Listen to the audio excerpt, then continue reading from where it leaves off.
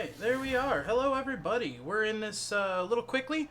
We've already got bands underway. I am Admiral Fauxpas here with the NTC esports team as they face off against Drake University Bulldogs in the third match of the Riot Collegiate Conference.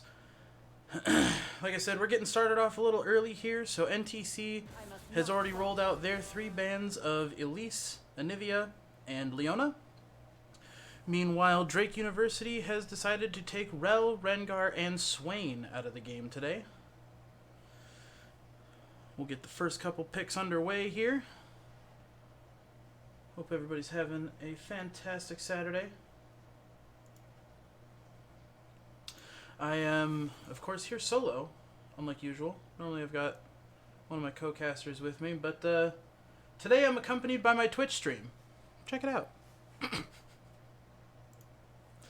Alright, the Bulldogs are taking Pantheon as their first pick. Meanwhile, NTC taking Mordekaiser. That is definitely a pick for Can't Be Stopped in the top lane. Calling it right now. Then Jhin as the second pick for NTC. Most likely headed in the carry role. Surprise.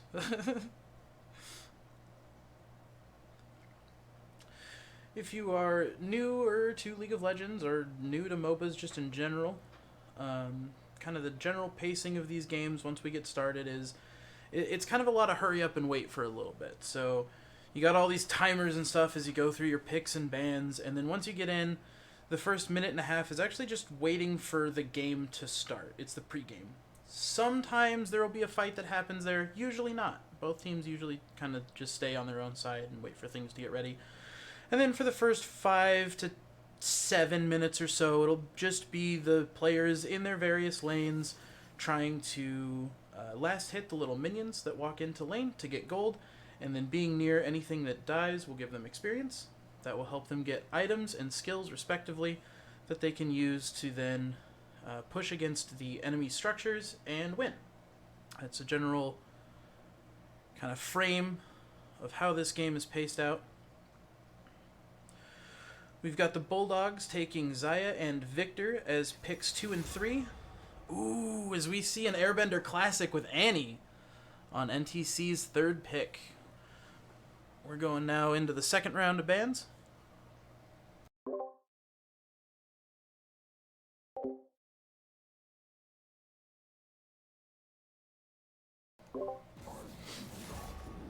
And Hecarim will be NTC's fourth ban for this game.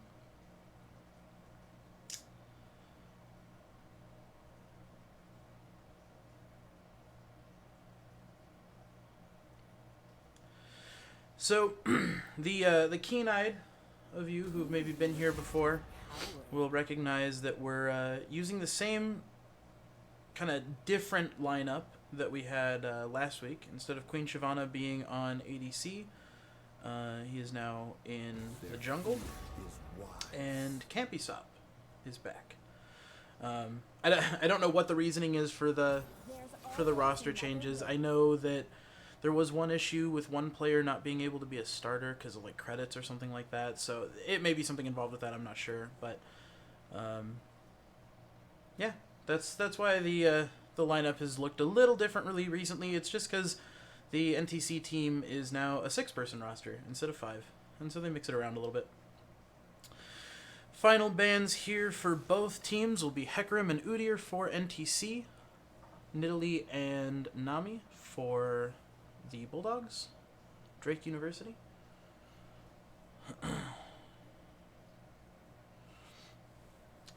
Maokai will be the fourth pick for NTC here. I'm not really sure where the Maokai's headed. I think that's going to be a support Maokai. And we haven't seen a jungler yet. That's my guess. Meanwhile, Drake U is looking at taking Talia and somebody. We'll know in 10 seconds.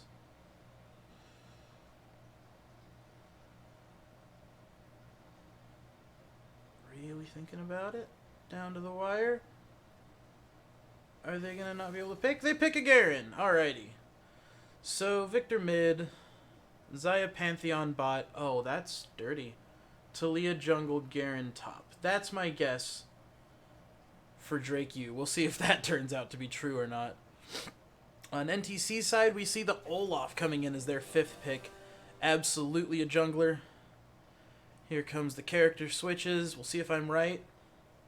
I called it. Oh, Xayah Pantheon. That is a rough lane to play against. It's very, very oppressive. Mostly because Pantheon is so oppressive, and then Xayah is just one of those ADCs who's able to follow up on aggression from her lane ally pretty easily. So this will certainly be a tough game for Empower and Hovenorth, but we've seen what they're capable of. They'll do fine. It's okay. It's okay.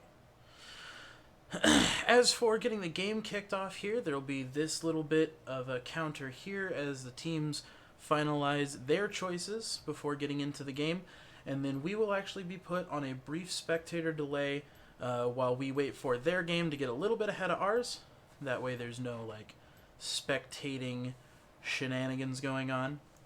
In addition, as a reminder, there is a 180-second, so 3-minute delay between live and what you guys are seeing as well, and that's just for tournament purposes, tournament rules. So if I'm not responding to you guys in chat, that's why. I unfortunately am broadcasting to you 3 minutes from the future. Woo. Anyways, we've got about 3-ish minutes here before the game will pick back up, so I'm gonna go ahead and run just a brief hype video that I normally put at the beginning, but we started early so I couldn't, and I just love this video so much, so I'm gonna play it, and we'll be back shortly.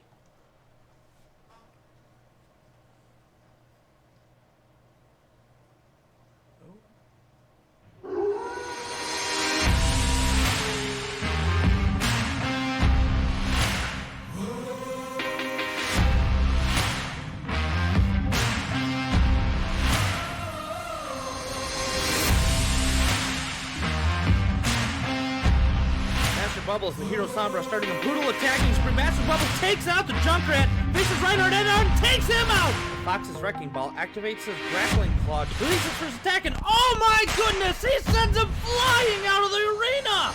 Empower shooting out Cheese's special defense rocket, bang! The shot rings true! NTC has ripped themselves out of the jaws of defeat and are making the final push. Goal. He's gonna put it up for Koi Boy, and he's there, puts the postage stamp, and that's our goal!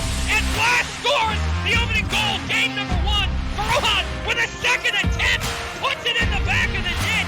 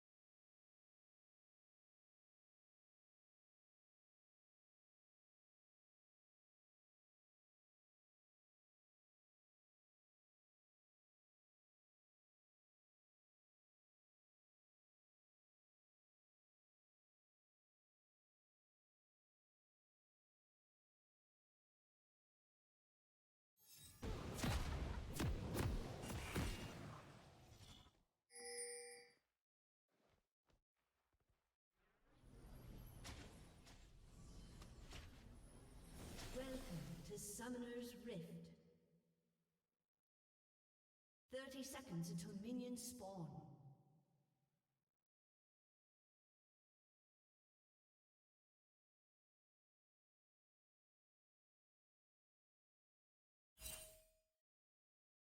Minions have spawned.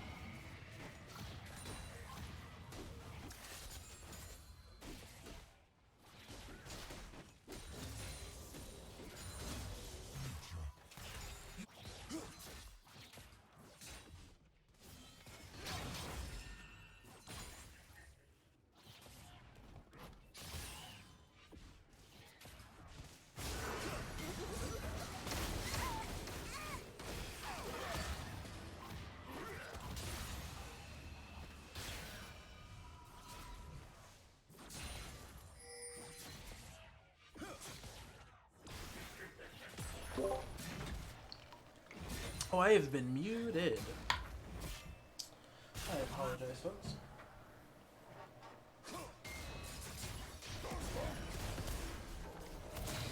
Hovernorth getting jumped on here by Pantheon. Barely manages to fight him off. Or does not manage to fight him off. I mean, almost manages to get the kill.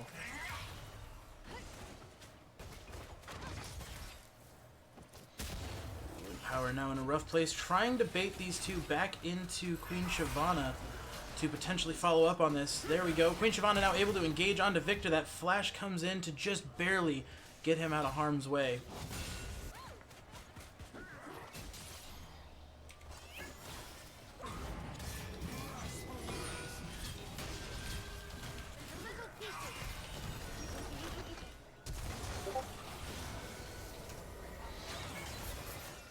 Very solid play from the Airbender here, managing to secure a kill.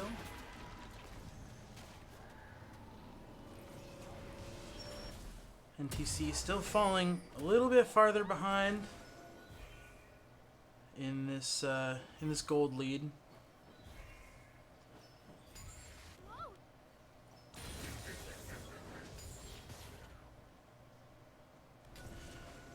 Mordekaiser looking for an aggressive ward. They're just going to end up seeing each other's ward, and I doubt Mordekaiser's going to be able to do anything to defend that. Ooh, a nice Tibbers stun from Annie. Has Victor very, very low and very much in danger. But he is going to manage to get out.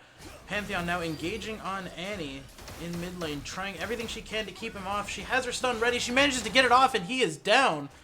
Well-timed gank from Olaf, managing to back her up just enough to help secure that kill. And Annie's going to make it out alive.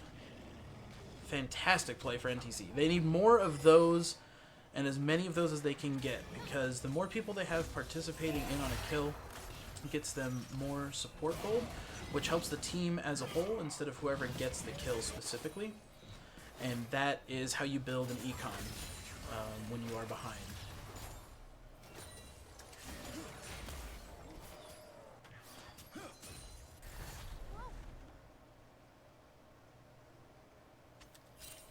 Oh, they are on the wrong sides because of the lineup.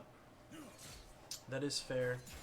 Unfortunately, I don't have an easy way to fix that at the moment. Unfortunately, I'm solo today, so I can't do a lot of the production on the side like I normally do. Because I don't have somebody else to fill the space for me. Oh no. It's fine though. We see Drake Yu now putting down the Rift Herald in mid lane. Airbender doing everything he can to keep them off and doing a fantastic job of it so far. Unfortunately, that Rift Herald is going to come in and get the smack damage off. Doesn't look like the tower will fall just yet, although Drake Yu really, really wants a show of force around this mid turret. They had 4 there just a moment ago. It looks like they're going to divert their attention over to Dragon. If Queen Shyvana can get there in time with the backup from Maokai and Annie. Unfortunately, just not quite there on the timing. And Drake Yu will take the first dragon of the game. Oh, 3 people from... Okay, never mind.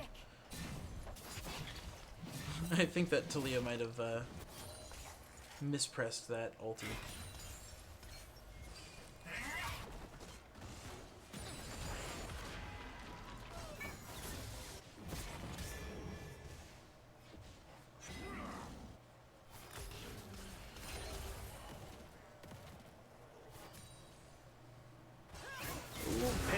Engaging in on the bot lane, does manage to burst and power down before really much of a reaction can come out of NTC.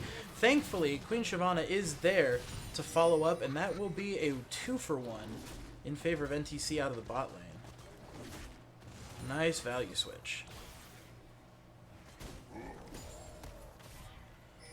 And I do believe Empower at least got assist on one of those. Maybe not. He might have been stunned too long.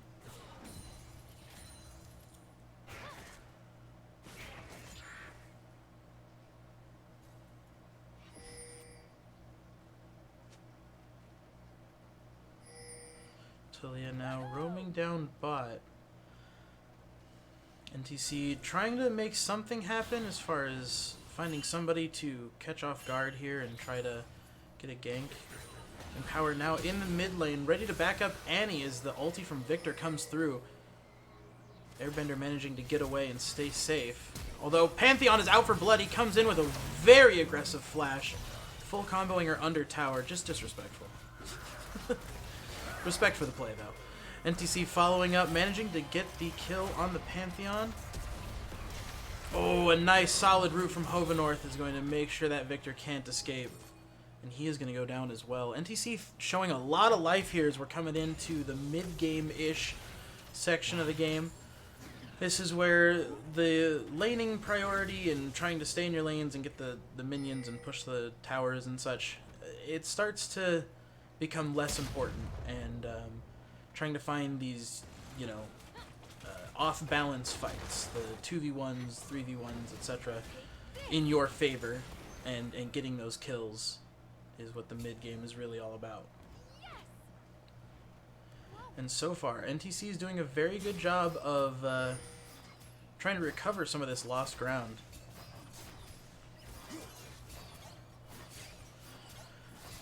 It does look like Drake U is potentially going to take first tower here. If not, they did manage to get pretty much all of the tower plates off of this first set of towers. Basically, each one of these notches denotes a section of extra defenses and gold. So while it's active on the tower, it takes slightly less damage, and then when it breaks, it will give gold to any nearby players each time one of those goes down. But they're only around for the first 14 minutes. Another solid engagement from Pantheon onto the bot side is going to bring Hovenorth down. Thankfully, Empower manages to get out this time, so they only get one kill.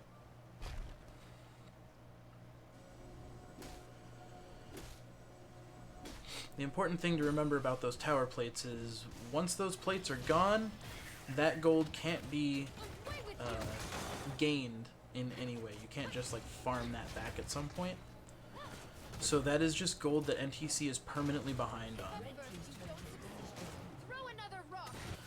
And Drake U will take first tower as well, which gives them another little bit of spike of gold, which is now going to have them at a 5k gold lead. Again, NTC still showing a lot of life in this game. They're definitely not out, but this is a hard place to come back from. On Drake U's side, we're seeing some mythics getting finished here. These are kind of the keystone item in your build for the game, for your items. They do important, big things. There's a lot of them.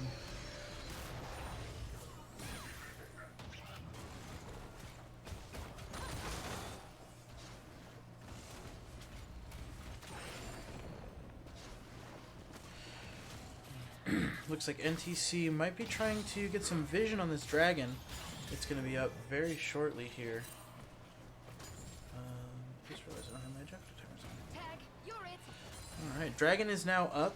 We see Drake U and NTC, both of the presence around dragon, but Drake U is going to start dragon right away. And it looks like NTC is unfortunately just going to have to give it up.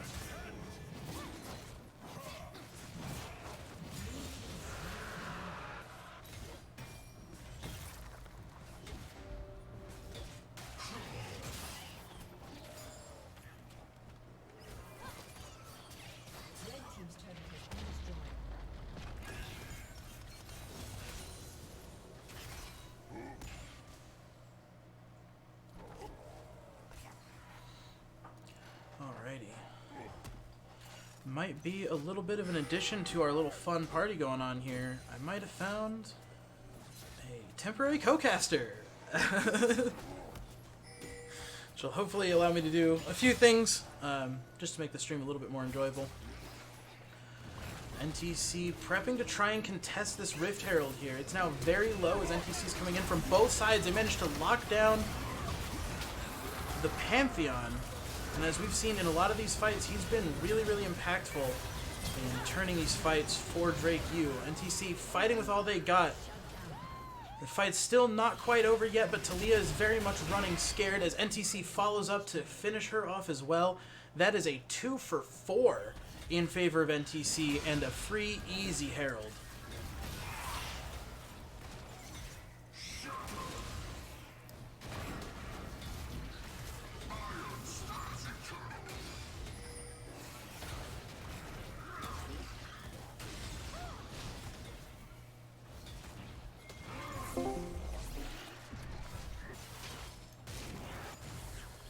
Alrighty. Oh, Empower running, trying to get away from this Pantheon, but that flash is, going to be enough to manage to get the damage through. Thankfully, Hovenorth and Queen Shyvana there to back up Empower, at least getting the trade. And really, I just looked at the gold difference. NTC now at about a 4K. They're about 4K behind now, as opposed to 6. So they are very much making up the ground that Drake U has been taking. And what gold bonus they have now probably is strictly from the value that they've gotten out of structures, which means once NTC starts taking towers, that gold differential is going to dry up real quick. And if they keep doing what they're doing, it'll keep drying up just in general. Pretty solid engagement there from Garen. Unfortunately, doesn't actually yield anything for him, but NTC, that Hovenorth just barely managed to make it out from that Victor ulti there.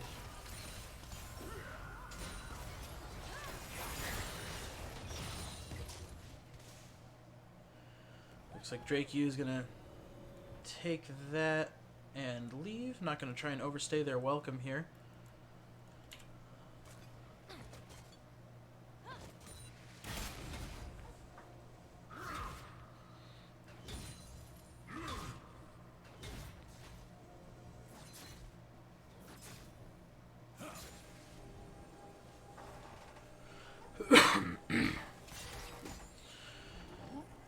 NTC now clearing out some of these wards from the jungle here. The Vision War and ever-present... looks like two great minds think alike. But the Vision War, ever-persistent thing, or is an ever-persistent thing in League of Legends especially.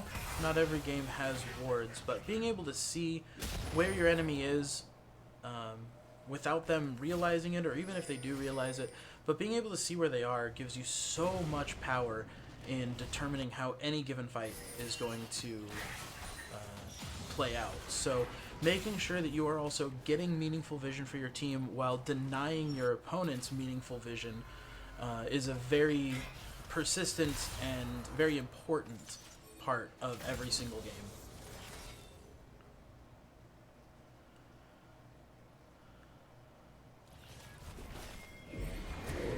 Airbender in a rough place here as Talia and Garen are both reacting to this, and Pantheon all reacting to this. Yep, he gets slowed, and that's all she wrote.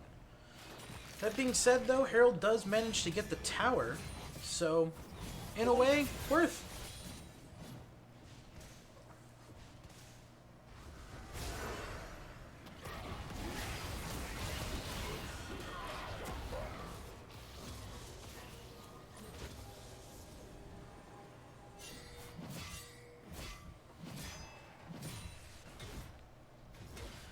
Can't be stopped now, taking the top tower as well, as Drake U takes Dragon. That'll be their third Dragon here.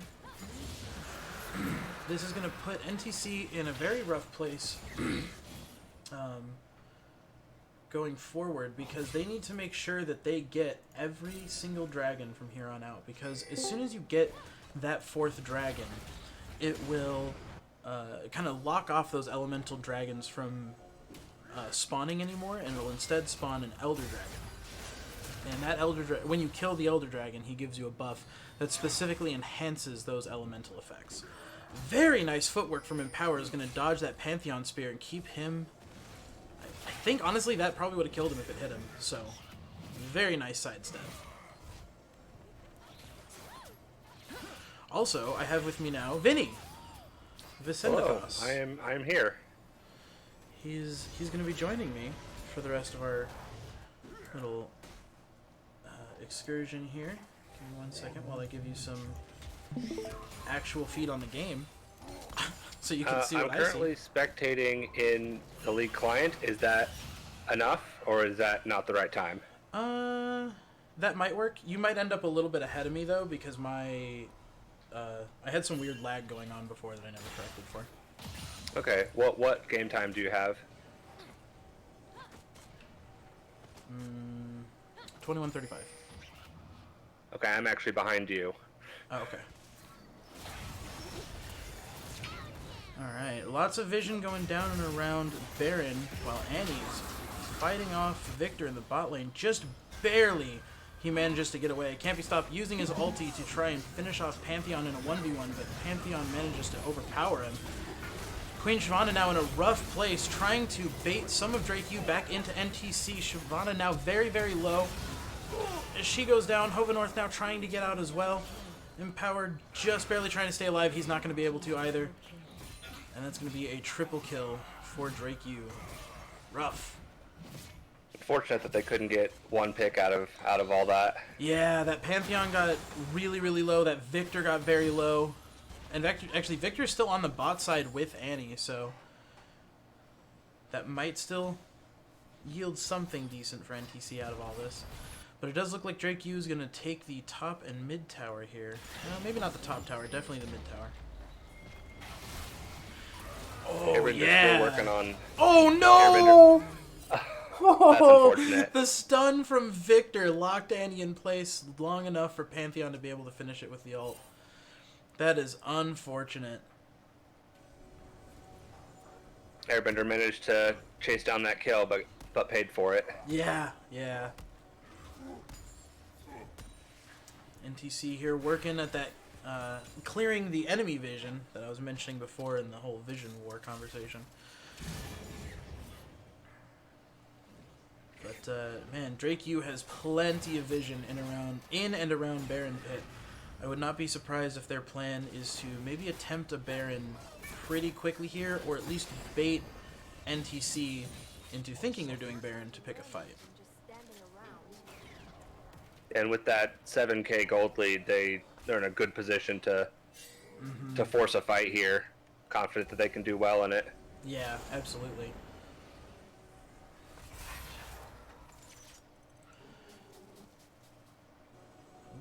Some of NTC coming in hot, reacting to some of this Baron bait that's going on. But it doesn't look like they're going to take it just yet. Drake U now not even in a position to really fight around this Baron pit. I think they're just kind of playing with him. Oh, now Drake U's actually forming here. Looks like they're going to go for the Baron. Maybe. Yeah, for a second there, it looked like they were just kind of securing vision around the pit, clearing wards, adding their own wards. Oh, see, now they're not Garen even going doing in the for Baron. the They're fight just... now. Oh, we see ultis coming out from both sides. Xayah picking up 2 kills early on here. Olaf managing to fight back and take 1 out, but Talia is going to finish him off as Empower is now running to try and stay alive. Is that Dot going to kill him? Nope, he manages to live. Oh, just barely. NTC going 1 for 3 in that engagement, and Drake U getting a pretty easy pass to take Baron at this point. They've still got Talia, which means they still have Smite to secure it, and unfortunately NTC's Olaf is down.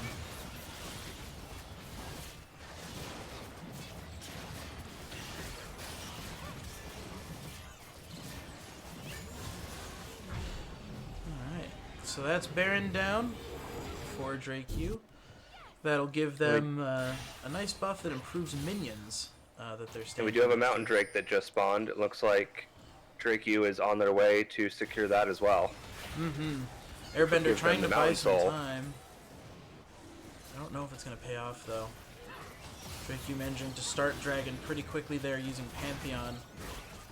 And that is going to be the 4th Elemental Dragon for Drake U. Meaning that no more Elemental Dragons will spawn. And they also gain an additional benefit of the Mountain Dragon Soul. Basically, after they've been out of combat for so long, they get that extra shield. That's what that white bit is.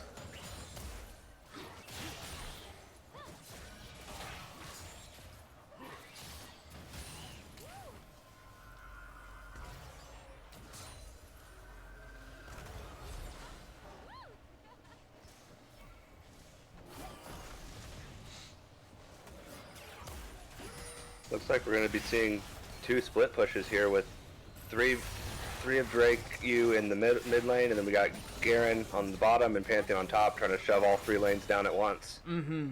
Which they can do with that Baron buff. Yeah, with that Baron buff especially, but then also being 10k ahead, they're pretty confident that they can 1v2 just about any combination of players at this point. So they're in a really strong place to just siege everything down and push for the win. And that is exactly what they're doing here, as we see them take the mid inhib tower, the top second tower, the bot second tower. The pain just keeps coming in. Airbender managing to stun and kill Talia with a very solid combo. Hovenorth goes very low. Empower following it up to clutch that Xayah kill, but the Pantheon jumps on him and Airbender and unfortunately manages to clean up Empower as Annie is trying to get away. Queen Shyvana managing to save Annie just in time.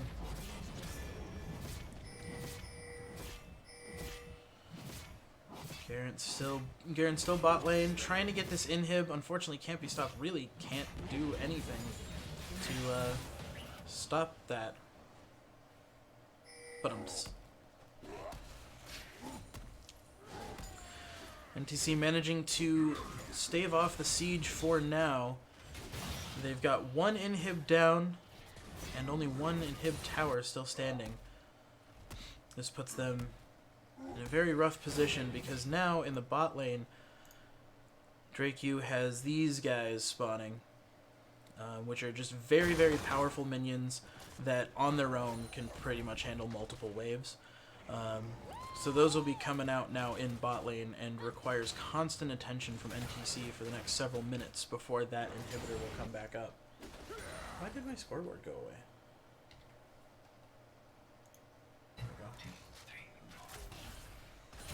Like you said, they did manage to save the top inhib tower. Remind me, do the inhib towers regen over time, or they, once they take damage, that damage is set? I don't remember. Inhib towers, I believe once... you know, I'm not going to even comment because I can't remember. I want to say they don't regen, but it has been so long since I've looked at the actual, like, intricacies of it. Pantheon It getting looks another... like Drake U is working to siege down that last inhib tower. Yeah, they want to put NTC under as much pressure as they can right now. The longer they draw this game out, the more of a chance NTC has to come back. They do manage to take that mid inhib and now working on the top inhib, and it looks like it will go down. There we go. Brief transition to fix the scoreboard.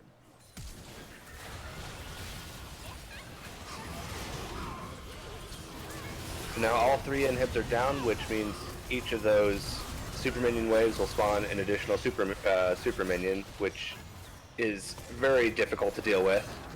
Just a lot of extra power coming in. Trying to keep up the fight here just a little bit longer, manages to help secure the Xayah, but falls. Oof. That is a relatively clean ace for Drake U. I think that's probably going to be the end of this game here.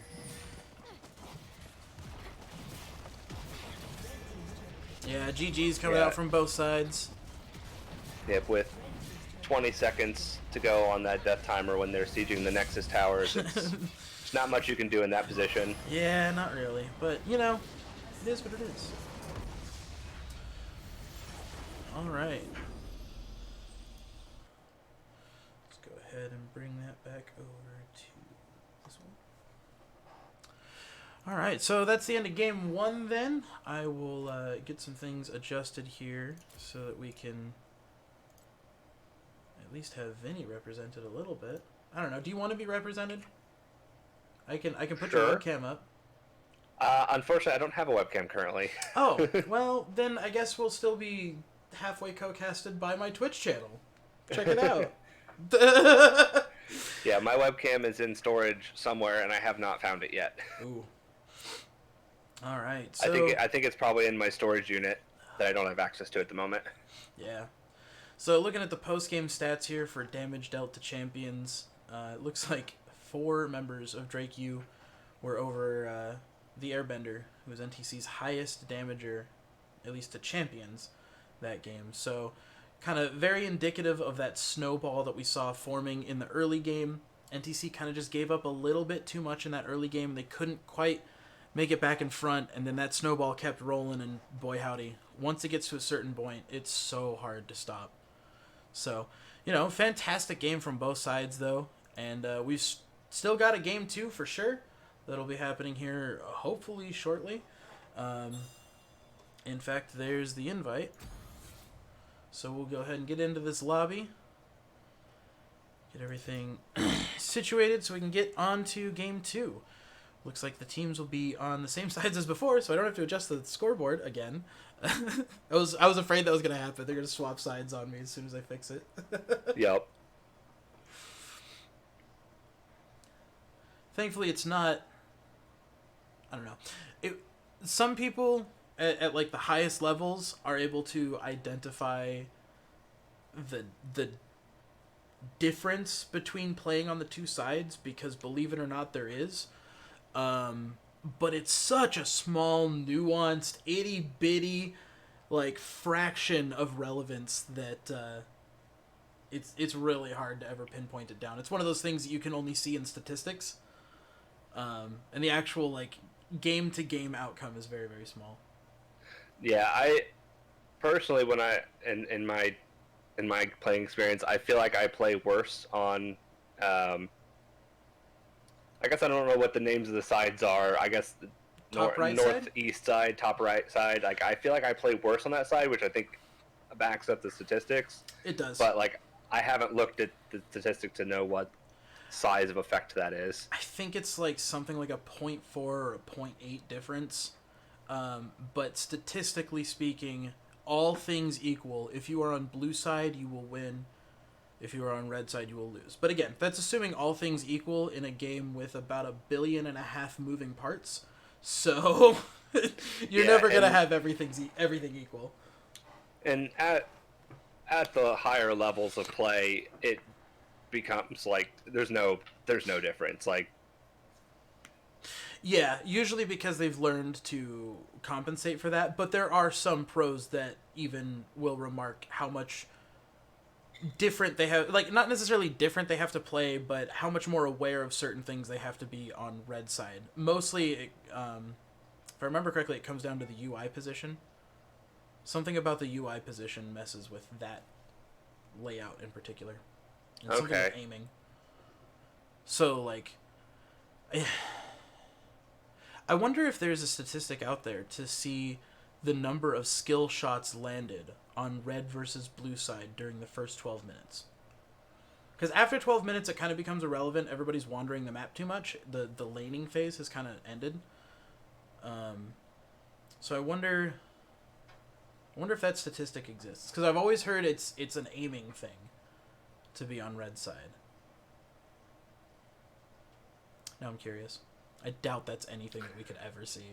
That is some weirdly obscure math nerd levels of... That is a very specific statistic to find. It kind of reminds me of some of the statistics you hear in sports where it's like, so-and-so is the first player to achieve this very specific set of circumstances. Like, well, yeah, because it's so specific. It's kind of like the Guinness Book of World Records now. Like, if you've ever gotten that thing recently, there's some really specific world records. And there will be like 3 of them that are really close to each other, but they're somehow specific enough to be their own individual awards. Anyways, hopefully this game 2 will go a little bit better in NTC's favor. We've got ours coming out from NTC.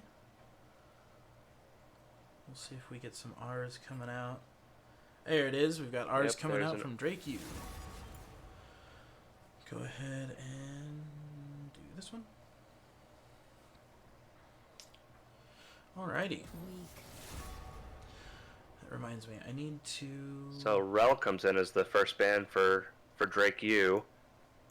Not surprising, she's a very, very strong support at the moment. I played her in a ranked game the other day, and it was a lot of fun. She is definitely very disruptive. Yeah. It looks like Udyr for the first ban for NTC.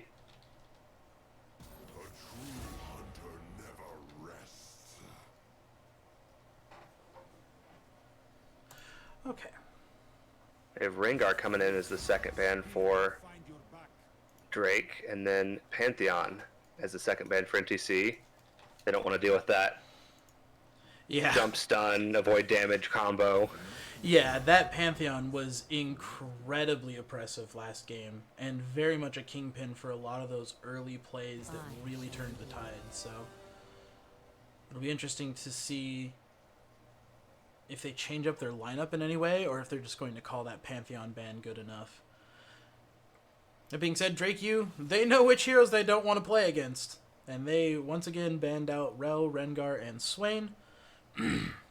NTC banning out Udyr, of course Pantheon, and Anivia. Drake U taking Leona as their first pick. I believe Leona was the other first round ban last time. And quite frankly, I'm not surprised. Leona is almost as oppressive as Pantheon. She just doesn't have as much damage. She makes up for it, though, in a lot more control. Blue side has a safer top lane, and red side has a safer bot lane. Oh, it's because of Tribush. Oh, right. Yeah, okay, I knew about the Tribush differential. I suppose I wasn't thinking about that, though. That does make sense. NTC taking Tristana as their carry pick. Ooh, they mean business. Love it. Elise will be the second pick for Drake U, and Samira the third pick for Drake U. Oh, they're taking Samira. Samira is a very strong champion. She's very new, which means she's a trick to learn to play against, and people haven't quite... Well, maybe people have gotten better about it now, but she was also very overtuned when she was first released. But we'll see. Tristana is able to keep distance very, very well, and Samira is definitely somebody who wants to close distance and get as close to you as possible, to a certain extent. And especially with that Morgana pick, assuming that is the support role, then Morgana can help disengage or engage. Yeah. And the very long route means Tristana's free to just get a sticky bomb and all the autos to make it go boom. Victor coming in. Oh, what was that? I was about to say the same thing as you. Oh, Victor comes in as the fourth ban here for NTC. Another very key player, more in the mid to late game for Drake U from that last game. So no surprise there on wanting to ban him out and just help ease up some of that pressure. Because Victor has some pretty strong power spikes that he hits at relatively early points in the game. Orianna we also see an Olaf ban for Drake. I guess Drake thought that they didn't particularly like Queen Shyvana on that Olaf before. Yeah. Decided to get rid of it this game. Queen Shyvana was certainly the playmaker for that last game for NTC. Really coming in clutch in a lot of those situations where people just got caught out, and Queen Shyvana was there to be able to clean that back up and at least make up a few kills. So Drake U taking Nidalee as their fifth ban. NTC will claim Graves as their fourth pick, a new one. But then again, Queen Shyvana is new, at least from what I've seen, for a jungler. I haven't seen Queen Shyvana's roster so much in jungle, so this will be interesting. Nico. One thing I was surprised there was seeing the Orianna ban by NTC. I guess that means we're not seeing Airbender play it today, and I guess they decided they don't want Drake to have it. Yeah, that's probably exactly what happened. Leona is a very strong ball delivery system. Samira really, really synergizes very well with Orianna as well. So I'm not surprised that when NTC decided they didn't want to play Orianna, they were making sure that Drake didn't have it either, because the wombo potential is insane. Drake U taking Nico and Poppy as their fourth and fifth picks, while NTC takes Ahri. We'll see the usual character shuffle here in this minute cooldown phase. Drake U, are you running Samir? Okay, That makes more sense. I was about to be very confused, because Nico's not a carry. Sure, you can play Samira mid lane, you can play her wherever the heck you want, but Nico in the bot lane is strange. That would be a rough time. So it looks like Drake is forming up for a more divey comp, while NTC is sitting on a sit back and poke you down comp. Yep. Although they do have some, like Graves can dash in, Ari has her dash engage, Tristana can jump in or jump out depending on the situation. So Yeah. be interesting to see how these two teams go against each other. Yeah, I'm very curious to see here, because mostly it's going to come down to this Leona. If NTC can manage Leona's Zenith Blade well enough that she's not able to lock down any important targets when she uses it in the team fights, that will be what decides the fight for NTC, because at that point Ari and Tristana both can use their mobility to reposition and make sure that they win that fight. But if they get locked down by Leona, goodness gracious, it's a root into a stun, into another stun, into... There's no way you survive. The whole team's on you.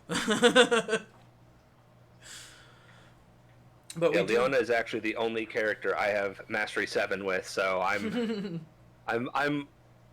I'm well aware of the types of plays Leona can accomplish. I haven't played her much with this new item system. I'm definitely eager to play more with Leona now that tanks are very strong in the current meta. She is an absolute monster right now with the new items. There's kind of two ways that you can build her. You've got your typical tank support build where you're picking up Locket and like Knight's Vow and Zeke's and all that stuff. But then there's my personal favorite, and especially the one that I use in ARAMs because people never expect it. You build Sunfire Cape first, and then you build something with gobs of health and magic resist, something with gobs of armor and health and armor and health. Goodness gracious! So I usually do Spirit Visage and Thornmail. Then you finish off with a Warmogs and a Titanic Hydra. And then you make sure that you have Tenacity Boots, so you can't ever be CC'd, because you've got Tenacity coming from the Sunfire Cape, you've got Tenacity from your boots, and probably Tenacity from your runes. Gets up to like 60% or some nonsense.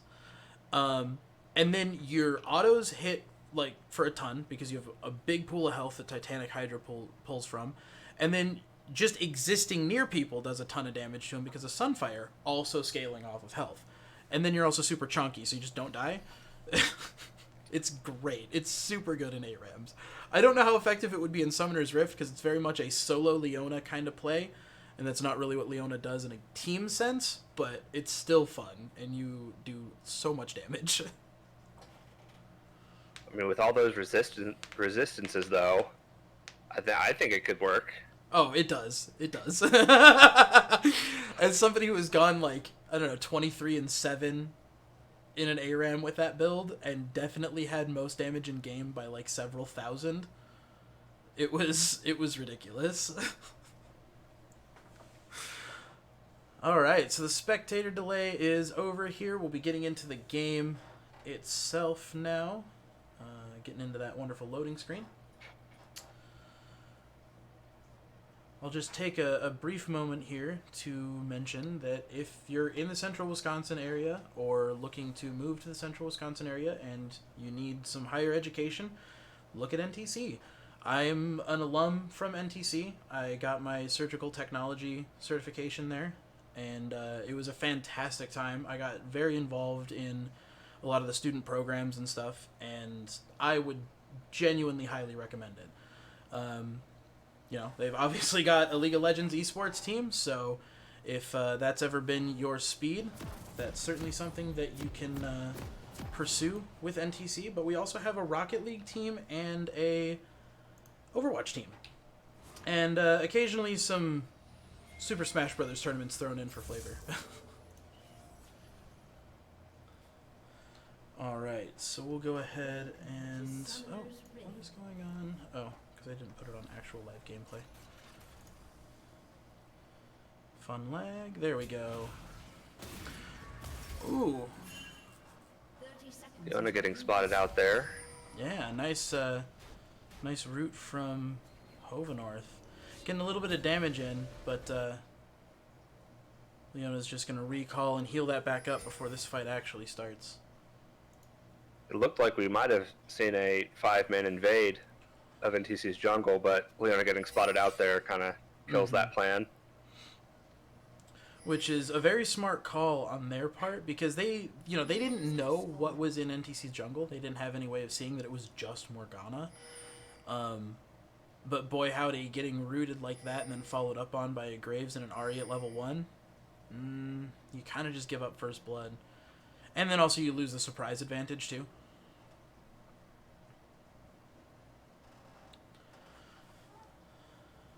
We were talking earlier about the differences between the two sides, and I guess this is one notable difference, is what buff do you start with as a jungler? Oh, that's a valid point too. Because if you want the double leash from your bot lane, one side starts red, the other side starts blue. And also, like, not even just the double leash from the bot lane, but like, it also helps you to get your first gank into top lane, which is sometimes very, very important. With the little bit of jungle I played, I definitely have noticed if I'm on bottom left side and I start blue, I have a very difficult time ganking top. Yeah. By the time I'm in a position to gank top, I'm down at my Krugs. Yep. Which, I mean, at that point, you just gank bot then, and usually that's fine if you have a lot of CC as a jungler, because then you can rely on your bot lane to just bring the damage. So it can be accounted for, but Leona was very aggressive there, but then paid for it. Missed the lance. Yeah, the Zenith Blade on Morgana, and then took a bind and a couple shots to the face. Yeah, the pick from Hovenorth on Morgana here is a pretty standard pick against Leona. Morgana is very effective at keeping Leona from being able to use a lot of her control effects. So in a way, Morgana kind of counters Leona. Oh, Queen Shyvana's in a rough place here as they're just trying to go get their red buff. Unfortunately, oh wait, it looks like they maybe did get the red buff, but they are going to die to the Elise, and unfortunately the Elise doesn't die. Airbender now in a very dangerous place, falls to the Nico. Dang, all of Drake U was ready for that engagement pretty much. They even had the Leona up there to back that fight up. Goodness gracious. Oh wow, did Leona walk that entire distance to get up there for support? I think she had just recalled recently. Okay. But like, yeah, still walked there because she doesn't have teleport. Left hand. Heel to the face. Top laners on their top lane island. I know that's like a meme and whatnot, but I don't know. Sometimes it feels very true. I used to play a lot of Nasus, and like the last thing you want. Oh, Zenith Blade onto Empower. Puts him in a rough spot, but Empower's putting the damage out on. Oh, but Samira. Samira's now low. Oh, Leona just barely misses that Zenith Blade. It's gonna keep Empower safe. Samira trying to also regain some HP. one interaction we haven't talked about in this bot lane yet is Samira's ability to sweep away any projectiles coming at her. So a Morgana bind coming at Samira can be ditched pretty easily. We saw it once earlier in this game. Ooh, a very nice binding and a quick backstep from Hovenorth is going to completely nullify all of that gank. That's that was very impressive. Good, very good sidestep to miss that lance. Yeah.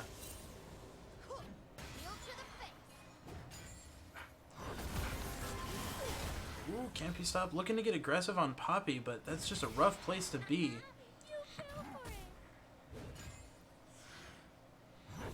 It's always difficult to get aggressive on Poppy because she gets so much tankier the lower her health gets that it can oftentimes be very difficult to deal that final blow. And we see actually Campy Stop needing to go back now after that fight went a little south. Thankfully, he's got teleport. I imagine it'll be a quick heal, buy some stuff, and teleport back. There it is. Yep, there's the teleport.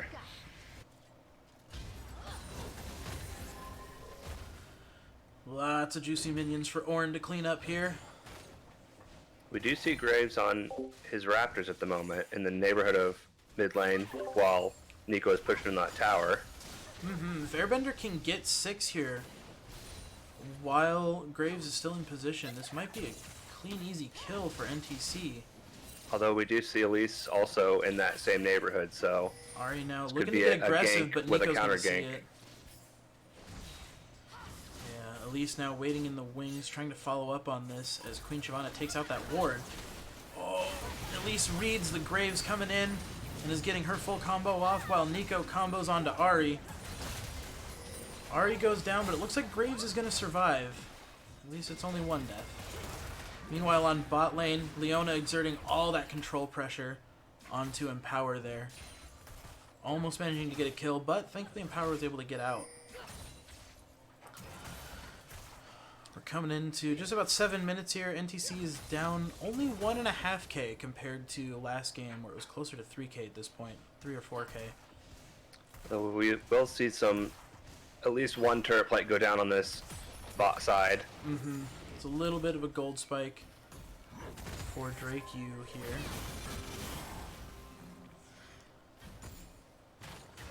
Doesn't look like... Oh, wait. Is Elise going for Dragon now? She certainly is. Elise looking to solo this Dragon. If NTC just even Yeah, it looks checks like it, Graves she's going to be in a is really Graves rough is checking place. it out. Graves is checking it out, trying to get Scuttle. He doesn't know that they're in Dragon right now. Oh, goodness. Elise is getting very low. Hovenorth getting some damage out there. Elise still under lots of pressure as Queen Shyvana is trying to vie for a better position to fight this. Ooh, Ari managing to get the kill on Nico as NTC follows up and gets a triple kill. Is Elise going to be able to get this Dragon? Can she smite it? She can't! Graves steals the Dragon! Elise is up in the air and she has nowhere to go. That's a triple kill for Ari, 4 kills in total for NTC, and a Dragon. Mwah! Perfect. That puts NTC 300 gold in the lead. Yes! Yes, Wow, yes, that was a very quick comeback. yeah! And that's the beauty with like early game, when the gold lead hasn't gotten so big, is really it's just one team fight away from completely changing the landscape of the game. And as long as NTC can maintain this lead, even as small as it is right now, if they can just handle their economy a little bit better than Drake U, they can turn that into an unstoppable rolling force that, is exactly what we saw out of Drake U last game. Oh, a and nice we have solid combo from Poppy on the Ornn tower. there and just take him down. That's the rough place about playing against Poppy, is she's such a bully, and she's a bully in all of the ways that means you're not safe anywhere. Like, you go into the jungle, she'll pin you up onto a wall. You run near your tower, she'll pin you onto your wall. Or onto your tower, rather. And then she just has a lot of defenses to be able to survive more than a few tower shots. Whether, between her abilities and her actual resistances. Oh, that's a level 6 on Leona. Both in the bot lane for Drake U, now level 6. Probably looking to engage here pretty quickly. Oh, that Zenith Blade is just barely going to land. But Samira was not in a position to follow it up. Fortunately for Empower. NTC's bot lane now headed back, probably looking to make some important purchases, would be my guess. Oh, a nice Airbender getting some combo damage from out on Ari. Nico. Not Oh, falling that's for the nice flash. Oh, that flash kept Ari from taking the full damage of that ulti, which would have probably killed her. Instead, managing to get the fight, or get the kill and live. That was some good movement by Airbender. A Zenith Blade under tower. Empower manages to jump away, using the tower to do the majority of the damage to Leona there. That kill then, of course, resetting Tristana's ability to jump away safely from the Samira. Now Samira doesn't even know it, but she's on the run from a Morgana. Actually, she does know it. Oh, managing to sidestep that. That ward right there at Morgana's feet. Hovenorth had no idea. And if not for that ward, Samira definitely would have been binded. I don't know if she would have died because of it, but that bind would have probably hit her because she would have had no idea that it was coming in. At the very least, it would have force Samira to consider leaving lane, or having to be more safe in lane, because taking that damage, if Morgana could have gotten the bind and potentially a pool underneath her, that's considerable damage coming out at her. Queen And we Shyvana see- ganking mid lane, trying to get this Nico. Meanwhile, top lane, Drake U is pushing down that tower. And Queen Shyvana will clean up that kill on Nico mid, leaving Airbender to take some tower plates off of that mid tower. A second charge from the Herald here is going to put the second top lane tower in a very rough position. This tower now getting pretty fired up on dealing champion damage. The more aggressive this Poppy gets. We see Elise coming through the jungle, and Hovenorth kind of in position. Ari getting caught by the Zenith Blade from Leona. Thankfully, the spell shield there from Morgana is going to keep her safe from the majority of the other stuns. That's another reason why Morgana counters Leona too, is the spell shield. Yep, that is exactly what I was going to say, is Morgana getting that spell shield off can, in a critical position, can really save someone getting dove on and perma-stunned. Top laner's still off in their little island. Poppy stunning Ornn against his tower. So rude.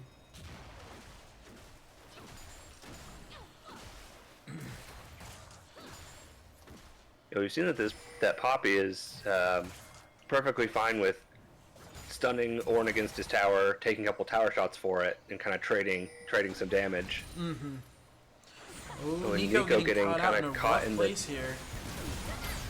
Oh, that ulti is going to hit a couple of NTCs, but it's not enough. She is going to go down.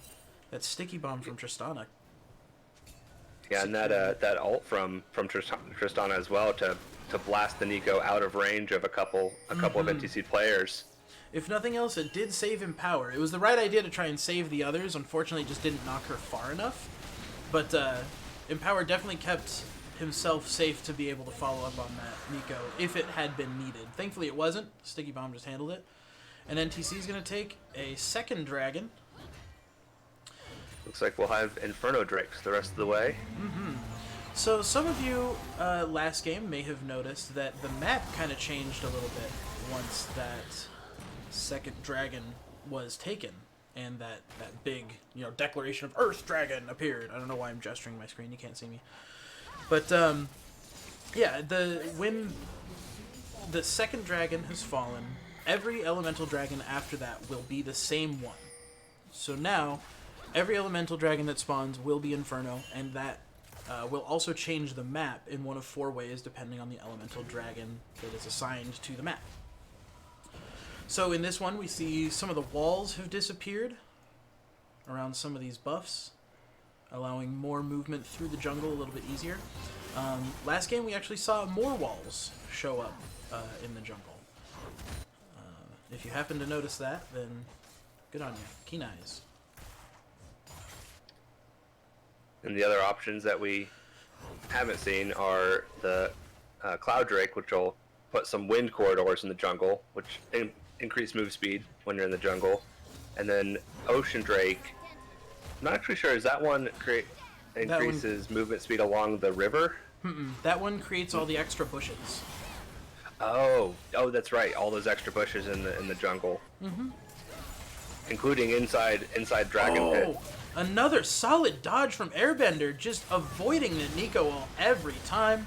He's going to get Airbender another kill on that Nico, as NTC is now forcing this fight bot lane, picking up a kill on Leona as well. NTC looking at an almost 1k gold lead here as we're going into 15 minutes. They're up. And now we see what we were talking about earlier with NTC having this little bit of a lead and pushing this lead and securing even more kills. While Drake U has been able to take some in, structure gold and pushing it, NTC is making up that difference and now gaining just off kills alone, which puts them in a very strong position as far as winning the fights goes. In a lot of ways, structures are free gold because it's always there and you have to get it in order to win the game. But the money that you get from team fights, that's all on you. That's just money that your team has made. And when you can be ahead in that department, also in the CS department, boy howdy, that's a lot. A very nice charm from Ari there puts Poppy right into Ornn's ulti, but again, as we talked about before, Poppy gets very, very tanky the lower health she gets. So she's been at next to nothing. Oh, she almost made it out. Thankfully, Graves was there to cut her off. Nico is behind Can't Be Stop. I don't know if Can't Be Stop even realizes it. I think he might have seen her. Yeah, I think he sees her now. Yeah. Especially now. Yeah, especially now. NTC in a very strong position here to take Herald as it spawns.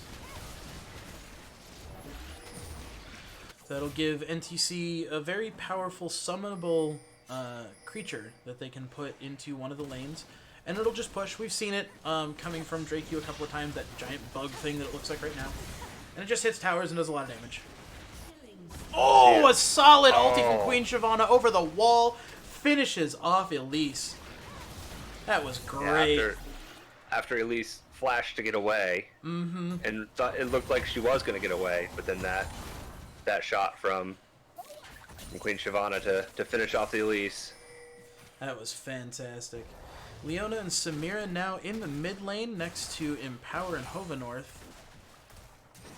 We'll see if any fights break out here. Oh, a nice sidestep from Empower is going to keep him safe from Leona as they just put in the damage to punish them for trying. Looks like we have a dragon spawning here very, very shortly. About 40 seconds, we'll be seeing that Infernal Dragon spawn. Each of these elemental dragon kills also have been giving a nice little passive buff to the team that claims them. Restoring extra health for Ocean Dragon, reducing the cooldown of ultimate abilities for the team for Cloud Dragon, and Infernal will increase the amount of damage that the claiming team will be able to do.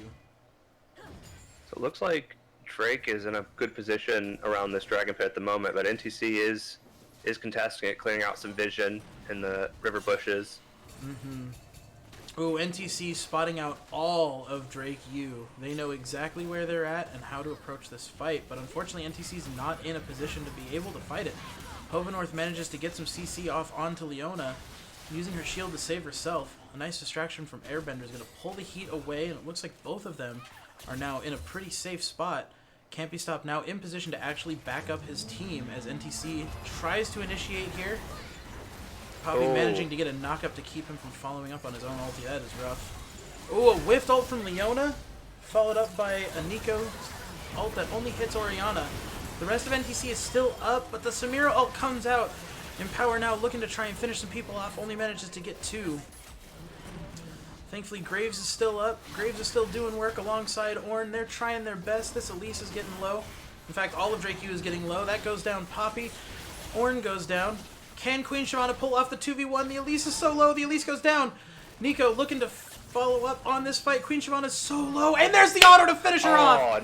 Queen Shyvana Going straight to 2v1. Dragon to just lifesteal and take it.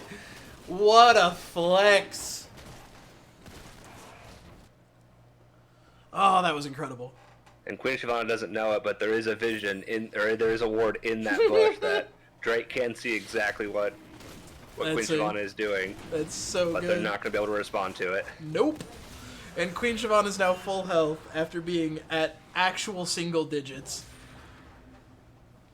Oh, man, I love watching Queen Shyvana play because they are a very technically gifted player. One of their ADC mains is Vayne, and their Vayne was standing up to Masters level players in their first game of this season, and that was something else to watch. Yeah, that game against Maryville was NTC came in as massive underdogs, and Queen Shyvana made it a fight. Yeah.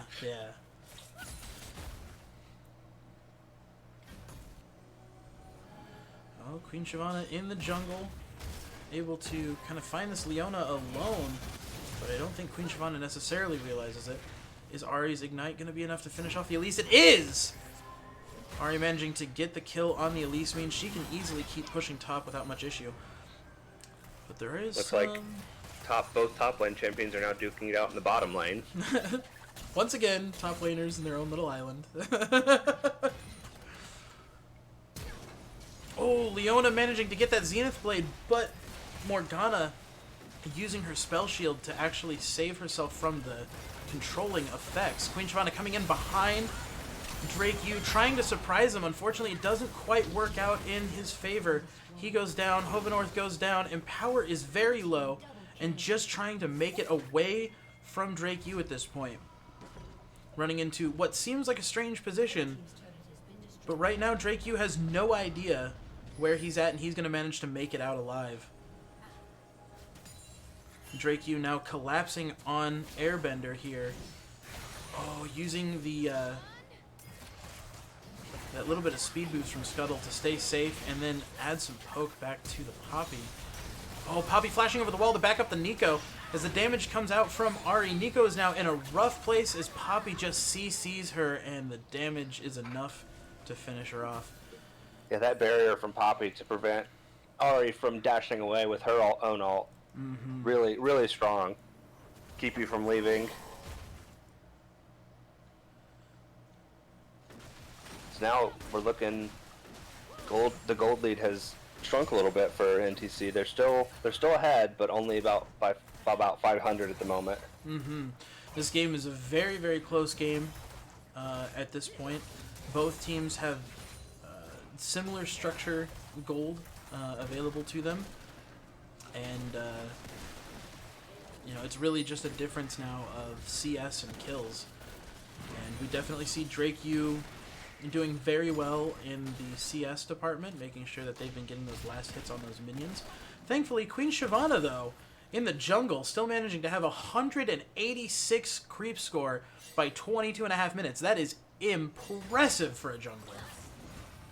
Oh, a nice narrow dodge from that root on the Nico. Means Queen Shyvana makes it out completely untouched.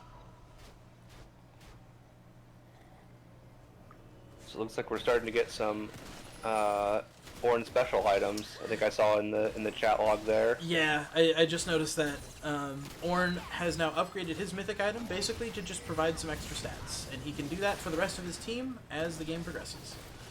NTC getting a pretty solid series of abilities off on this Poppy, but it's not going to be enough to finish her off. They just can't get any more CC out. But now Drake Yu is looking to pick this fight. It's going to be an interesting fight for them because they basically don't have Poppy, so it's more or less a 4v4, especially now that Poppy has recalled. But now Drake Yu seems to just be responding to this Ornn, who's already read it and is now leaving. Drake Yu anticipating NTC going for Baron at this point, trying to go for some kind of bait and switch tactic. Is NTC Galaxy braining this right now? Are they baiting the bait? Oh, all the whiffed CC unfortunately is not going to get anything for NTC as the stuns come down on Hovenorth, and it's just too much. When you're locked down for 5 seconds, there's not a whole lot you can do against any amount of damage. NTC now on the back foot, trying to get away and preserve as much of this fight as they can. A wonderful knockback from Graves is going to keep the team safe from the Nico. Damage coming through from Drake Yu, though, is going to take 2 more kills for them. Ahri managing to clap back and get at least one. Ornn and Ahri looking, Graves and Ahri looking to maybe at least save this tower. I think they're going to do exactly that. But that is a 3-for-1 in favor of Drake Yu. Ahri managed to put a charm in on that Samira during her ult, which lowered the damage coming in on that, because that is a very strong ability of Samira. Once she gets her style all the way up. Graves and managing. Queen Shyvana is able to pick off Leona there. Yeah. But Unfortunately, Drake will get that dragon. Yep. Unfortunately, they can't do anything to save the dragon. Take blue buff instead, it's fine. Queen Shyvana is in a very powerful place for NTC here. Very far ahead as far as gold is concerned.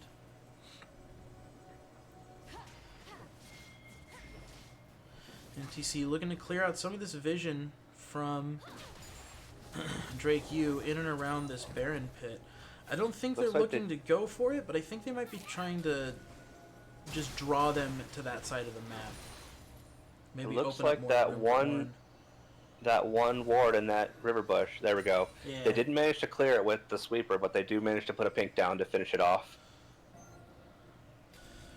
Now Drake Yu most likely thinks that NTC is on their way to start Baron right now, and that's exactly what they walked into, was a trap trying to get them to think exactly that. Unfortunately, though, they still can't quite engage on the terms that they want to, and Morgana goes down. Poppy now in the bot lane as NTC is looking at a 4v4 near Baron.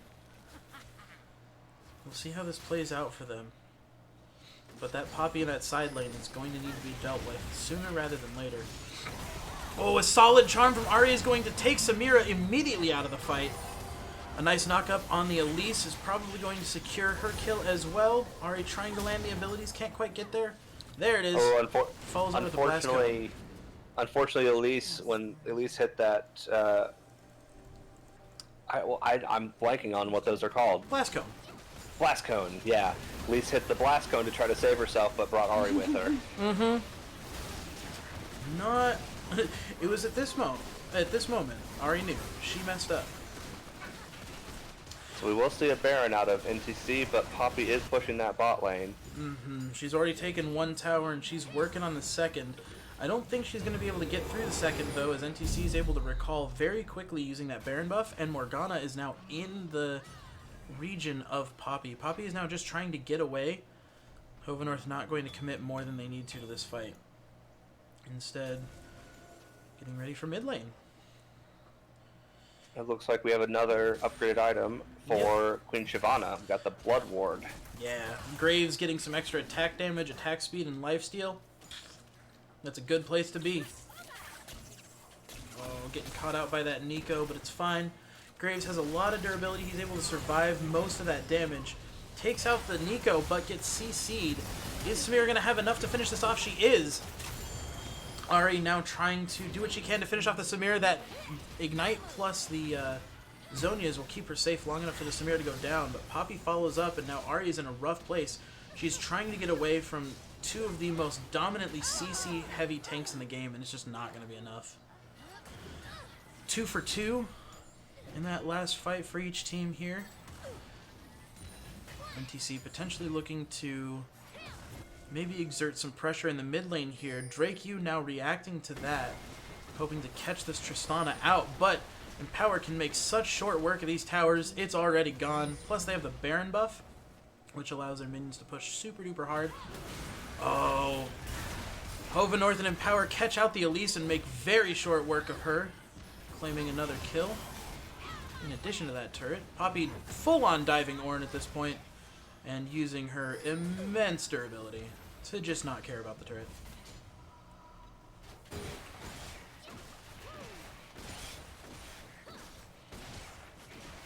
Poppy's one of those characters that has been in the game for a very long time, and yet I don't think I've ever played her. I used to play a lot of Poppy before her rework, and then I just never... honestly, I've never tried her since her rework, but I used to play a ton of her.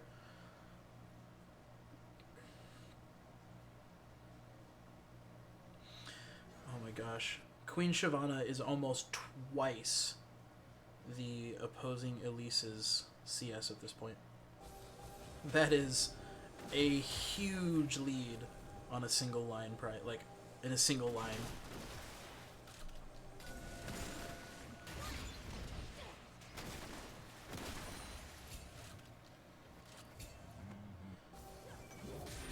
NTC making sure that they can see every single inch of this dragon pit, as Dragon's going to be spawning here in about 5 seconds. They do not want to lose out on this fight. They need this to happen. If they can get this Infernal Dragon here, as we mentioned in the last game, it will lock out Drake Yu from getting any more of these Infernal Dragon buffs for the rest of the game, which is just an advantage that NTC can have that Drake Yu can't. And right just now, in time for this fight, we have another upgraded mythic item, this time for Tristana. A very solid spin to knock out projectiles from Samira is going to completely stop the Ornn ult. While Nico follows up with the majority of the CC here in the early part of this fight, Samira just doing what she does best as she cleans up the team pretty much in its entirety, and that's going to be a almost clean ace for Drake Yu here. We'll see what they do 5 for 1 with with that. Leona the only one falling for Drake Yu. And it looks like Samira will go down to take that dragon while the rest of Drake will push up that mid lane, try to get that inhibitor. Yeah, this is a very smart play for Drake here. They need to get as much ground as they can while NTC is still down, because NTC is so far ahead that like this is their only opportunity to really fight back. And just like that, we see them completely equalize that bit of gold lead that NTC had been building up this whole time, and they took an inhibitor. So that means NTC now has extra pressure in their mid lane that they're going to have to deal with, in addition to, you know, taking back these fights and trying to push. Ooh, a nice solid jump and kill from Empower is going to finish off Elise pretty easily. Empower getting very aggressive on the Poppy, gets stunned against the wall, but Hovenorth is in range. Manages to shield Empower, but it's not going to yield anything more. Both teams deciding to play it safe and... Yeah, we saw in that top lane, Elise was tanking the tower because they didn't have any minions in the area, and Elise got low enough that she needed to jump up in the air to avoid taking too much more damage, but by the time Empower had gotten to lane, Elise had nowhere to go. Mm-hmm. Oh, a nice sidestep from Unique there is going to keep that binding from connecting.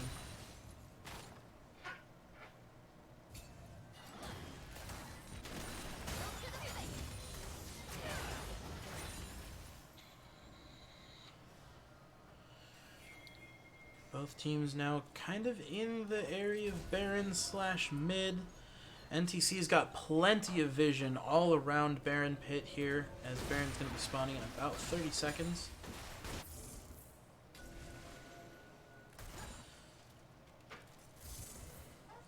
Looks like NTC is going to try and squeeze what little value they can out of the rest of the map before getting ready for this next team fight. So I feel very silly here.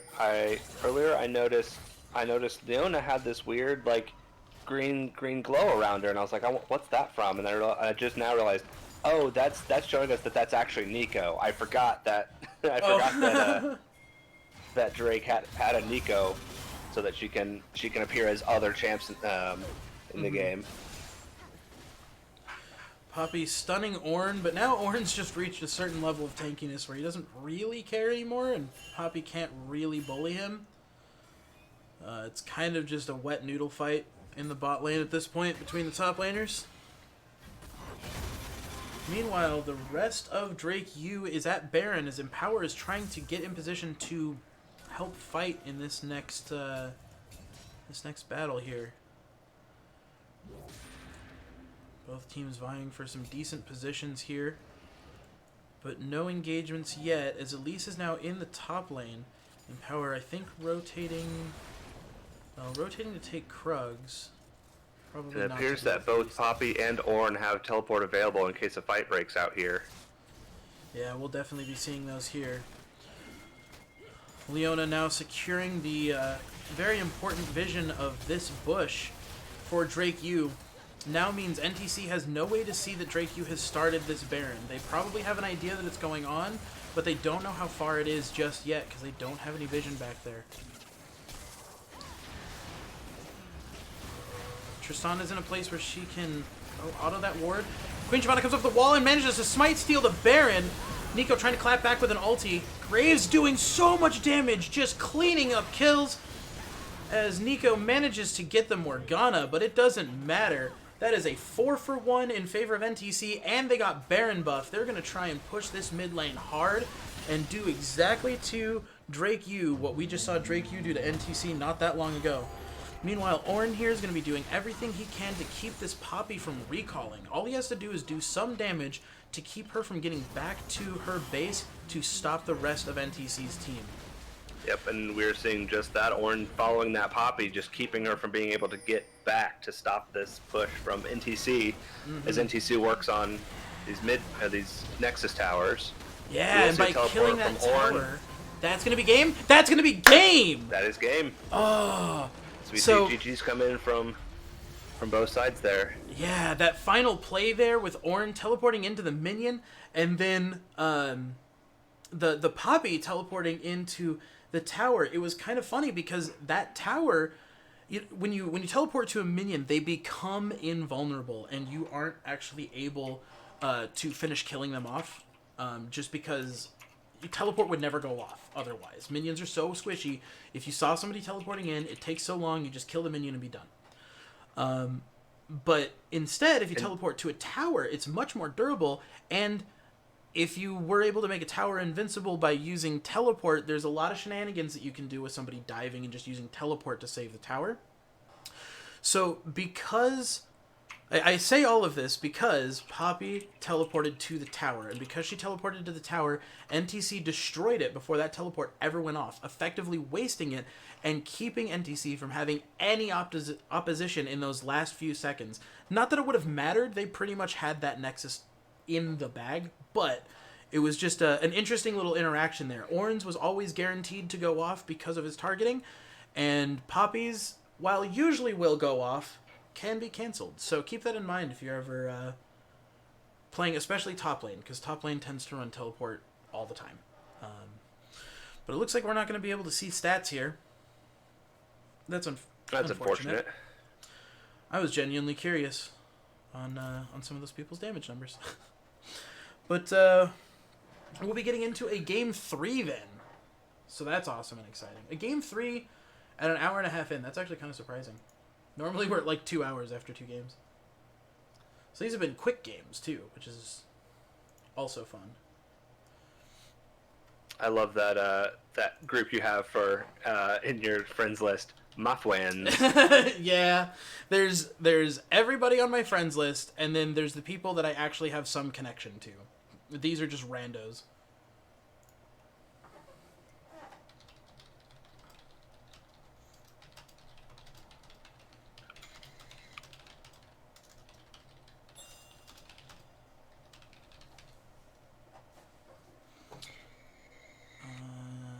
Okay, go ahead and join up on that.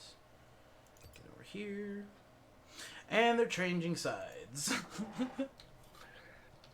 Alright, I'll just have to change that up a little bit.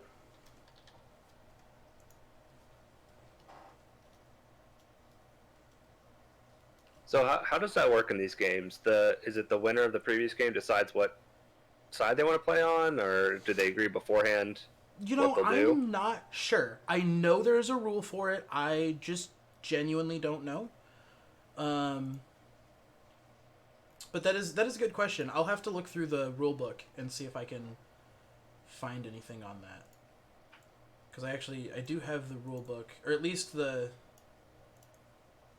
Not the entire rule book, but like... Well, I guess in a way I do have access to the entire rule book. I can just, go ask the coach. There you go. Answer this weirdly obscure question for me. I do that to him all the time. He's used to it.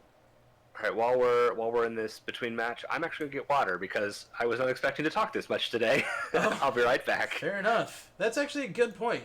If anybody else needs to go get some water, it might be a little bit before this game gets started, and we'll have that typical ban pick phase going on before the game actually starts, and then we'll have that whole downtime. So perfect times to go get some water, get some snacks, maybe some popcorn.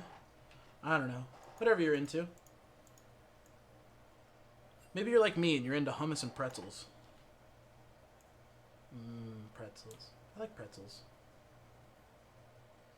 At this point, I'm rambling. And we are now into the picks and bans. Get this transitioned over. I'm back just in time for the first bans, it looks like. Yeah. Their fear is wise. Udyr banned out again. Yeah. This time by... Oh no, it was NTC that banned it last time, wasn't it? Yep. They are just not into dealing with that. Oh dear. And same thing with Rel coming in from Drake. Pantheon again from NTC. We're seeing a theme here with these bans. Yeah, I'm interested to see if these first 3 picks change at all for Drake U. They've been pretty solid in their first 3 bans, using those second 2 to kind of tech bans in where they need it. Whereas NTC is taking some very targeted bans in the beginning steps here, at least in the form of that Pantheon. They've stuck to that Udyr and Anivia. My guess would be 2 champions that they as a team don't deal well against, and there's people on the enemy team who play them. That's my guess.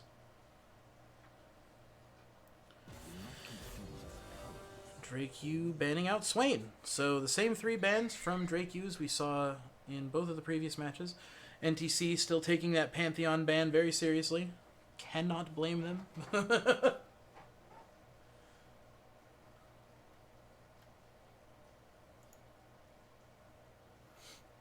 Alright. Almost got the scoreboard set up too for when the game gets going. Because I'm thinking about it ahead of time. We have a Cho'Gath as the first pick for NTC.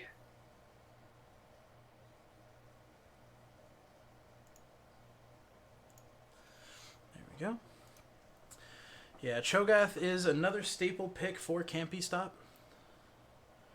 So certainly kind of a comfort zone there. Ooh, looks like Drake U wants to get that value of the items off of Ornn. Deciding to take him as their first pick. Yeah, because that passive of Ornn's to start upgrading his own and his teammates' items starting at level 14 is really strong, because it gives a lot of extra stats to those items. Yeah, and with it affecting the mythic item now too, it's since the mythic item is kind of the keystone of what you're trying to do in that game, it's always giving you more stats that are just relevant. So it's really, really valuable. Victor will be the second pick for Drake U. Again, no surprise there. We saw that Victor bringing a lot of value to that first game. Ooh, NTC taking Nidalee this time. That's been a ban target pretty commonly from Drake U here. We'll see how that pays off for NTC. I'm not familiar with who's going to be playing the Nidalee, actually. My guess is Queen Shyvana, because I don't know their jungle roster too well, but we'll see. Ooh, NTC taking Yone as their third pick. This is one that we've seen Airbender pull out a couple of times last season, but as of yet, we haven't seen him pull out Yone this season. Then again, this is like game 5 of him playing mid lane this season, so not surprised. Drake U taking Leona. Very valuable pick, especially since they can't get their Pantheon. And they will ban the Braum. Yeah, it's an interesting ban choice from Drake U. The Elise ban coming in from NTC makes a ton of sense. We saw Elise doing a lot of work for Drake U in those previous games. Again, same story with the Morgana from Drake U. Banning her out to make sure NTC can't have that extra value. They've also identified that Hovenorth is a very skilled support player and are doing a lot they can, or everything they can really, to stop Hovenorth from getting really what they want to play. The Braum is strange, but Rel is certainly very, very oppressive right now. I would not be surprised if Hovenorth has been playing her, and Morgana is a very targeted ban as well. NTC, though, banning out that Samira. They know how strong she is. They don't want to deal with it again. Yeah, with that Braum ban, I wonder if it's another situation where Drake, like, knowing what they're about, like the type of team they're about to play, they know that the team they're playing has a trouble with Braum, is they just don't want to see it. Yeah. Also, Braum can kind of shut down the Hecarim a little bit. It's weird that they would ban the Braum with Leona, because Leona kind of doesn't care about Braum. She just we're going to see a Zyra Khan bot lane. I'm excited for this. The lovers couple. Let's go. I realize that's redundantly redundant, but, you know, whatever. The, Misfortune will be the final pick there for Drake U for their bot lane. Leona, Misfortune, a very solid combo. I was talking with one of my friends who plays League at a pretty competitive level. Oh, I just realized NTC actually picked straight down. They didn't have to do any swaps. They all stayed in their exact same spots. That's too funny. That's pretty impressive. But I was talking with a friend of mine who plays at some pretty high levels of League, and he was saying that while tanks are very, very strong right now, he's predicting that enchanters, so Lux, Sona, Soraka, your really like hard supports, are probably going to be swinging back really hard soon. I don't know if he like saw something on Surrender at 20 about like upcoming PTR patch notes or something, but yeah, I'm kind of excited for that because I'm much more of a hard support player than I am a tank support player. Well, wait, is that true? I say that thinking or realizing now that I think my most competent supports are Leona, Thresh, and then Yumi. So, like, in that order? Yumi is certainly my favorite support in the game, though. She is absolutely... Yumi is a lot of fun. But we do have about 2.5 minutes here until this game gets kicked off, so if you want to go stretch your legs, get some water, get some snacks, all that good stuff, now's the time. And I highly recommend it, because it's always good to be kind to yourself. And if you're going to treat yourself, at least treat yourself to some healthy habits. I say, as I'm realizing I'm very thirsty and have not drank nearly enough water. Yeah, that's something I've been trying to do a lot more lately, is drink more water. Something I've always struggled with is soda's just way too good. I have a problem with drinking soda. Like, if I have soda available, I'm gonna drink it. Oh, I was that weird kid growing up when I was very young that a lot of times I preferred water as a kid, and that's kind of stuck with me getting older. I drink a lot of water. But my body also just runs really wet. Like, I feel really, really dehydrated if I'm drinking, like, if I'm not drinking enough, and that amount will sometimes be more than some other person ever drinks in a day.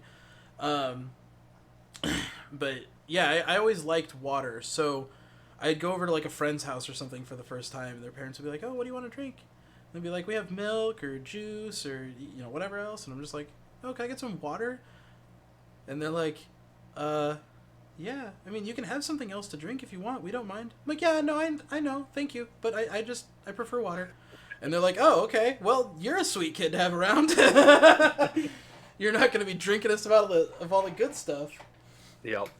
Like, don't get me wrong. I still drink a lot of soda, but I don't drink soda when I'm thirsty. I drink soda when I want to just taste soda. You know what I mean? Yeah, so that's the problem with me, is I drink soda when I'm thirsty, which Yeah, doesn't do it helps anything for the you. immediate it helps the immediate thirst, but not the long-term thirst. Yeah, it doesn't actually do anything to hydrate you. Yeah, one thing I've never really gotten into, like, I mean, obviously I've had coffee before. It's not like I've never drank coffee, but I just never really got into coffee. Like, it just doesn't, like, I enjoy it, but it doesn't enjoy me. Let's put it that way. That's fair. I didn't get into coffee. Like, the only times I've ever gotten into coffee was when I needed energy for, like, long periods of time. Like, for me, coffee is very much a necessity. So, like, when I used to do a lot of phone work, I was drinking coffee, like, all day. Mostly because it was something to do. Like, getting up and filling my coffee mug every couple of hours was just something to do, at least. Yeah. But now I'm constantly drinking coffee on my streams and stuff because I need to keep that up, you know? Because otherwise I turn into that person who's just like... And that's how I play my games. Like, I just stop talking, I stop interacting. The entire point is to, you know, be happy and jovial. I just get us caught up. In game two, we saw an invade by Drake, or a start of an invade, and now it looks like we're going to see an invade from NTC. Yeah, NTC managing to get that early ward killed off puts Ornn in a kind of interesting predicament, because now he's not going to have his ward at the start of the game here to protect him from that invade. Provided Queen Siobhan is able to move quickly.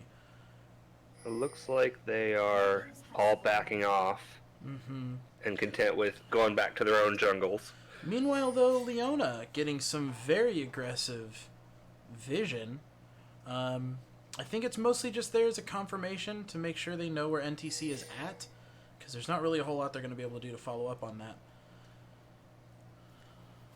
But they've also got vision on Raptors now, too, which, again, just really helps them to keep track of the jungler, mostly, in this early game. That's the important one to keep track of, because you need to know where they're at as much as you can so that you know when to anticipate ganks.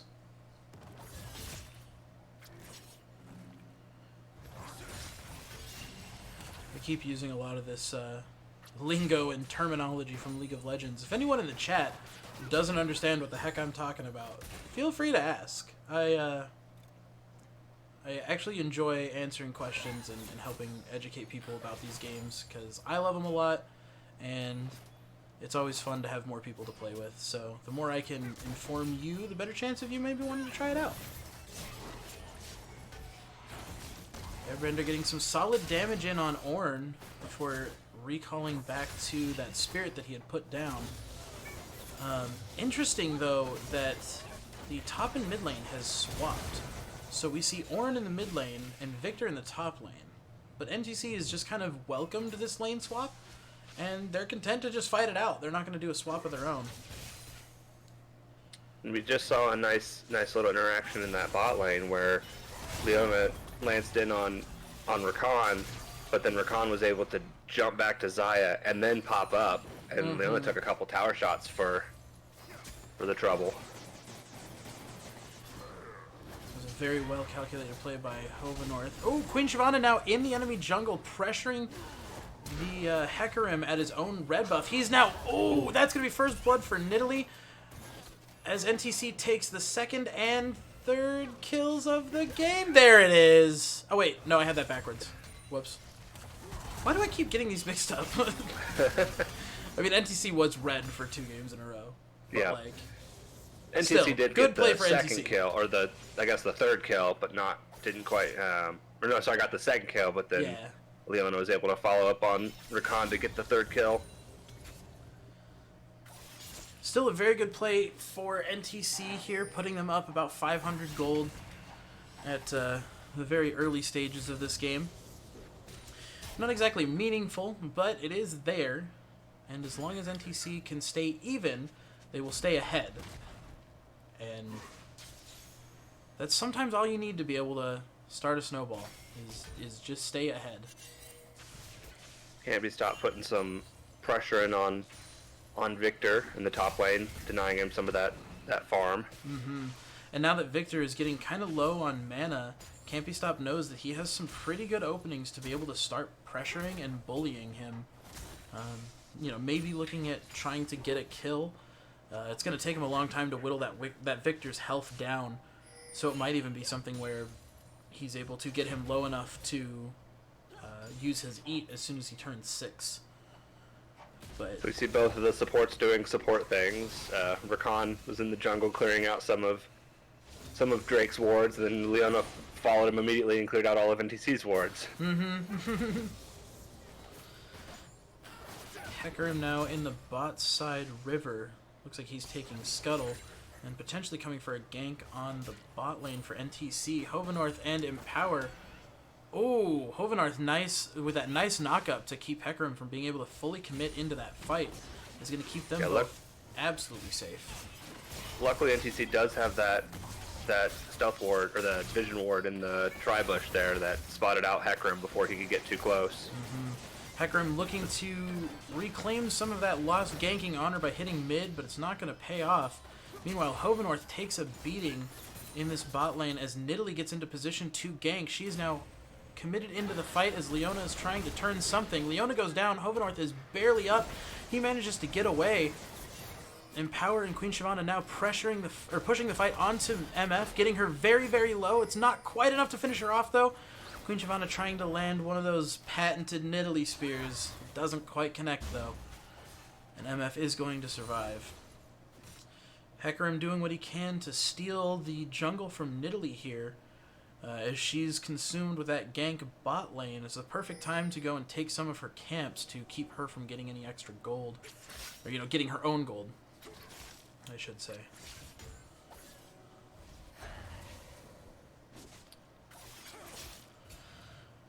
And with that counter jungling there from Hecarim, Queen Shyvana's jungle is almost entirely clear.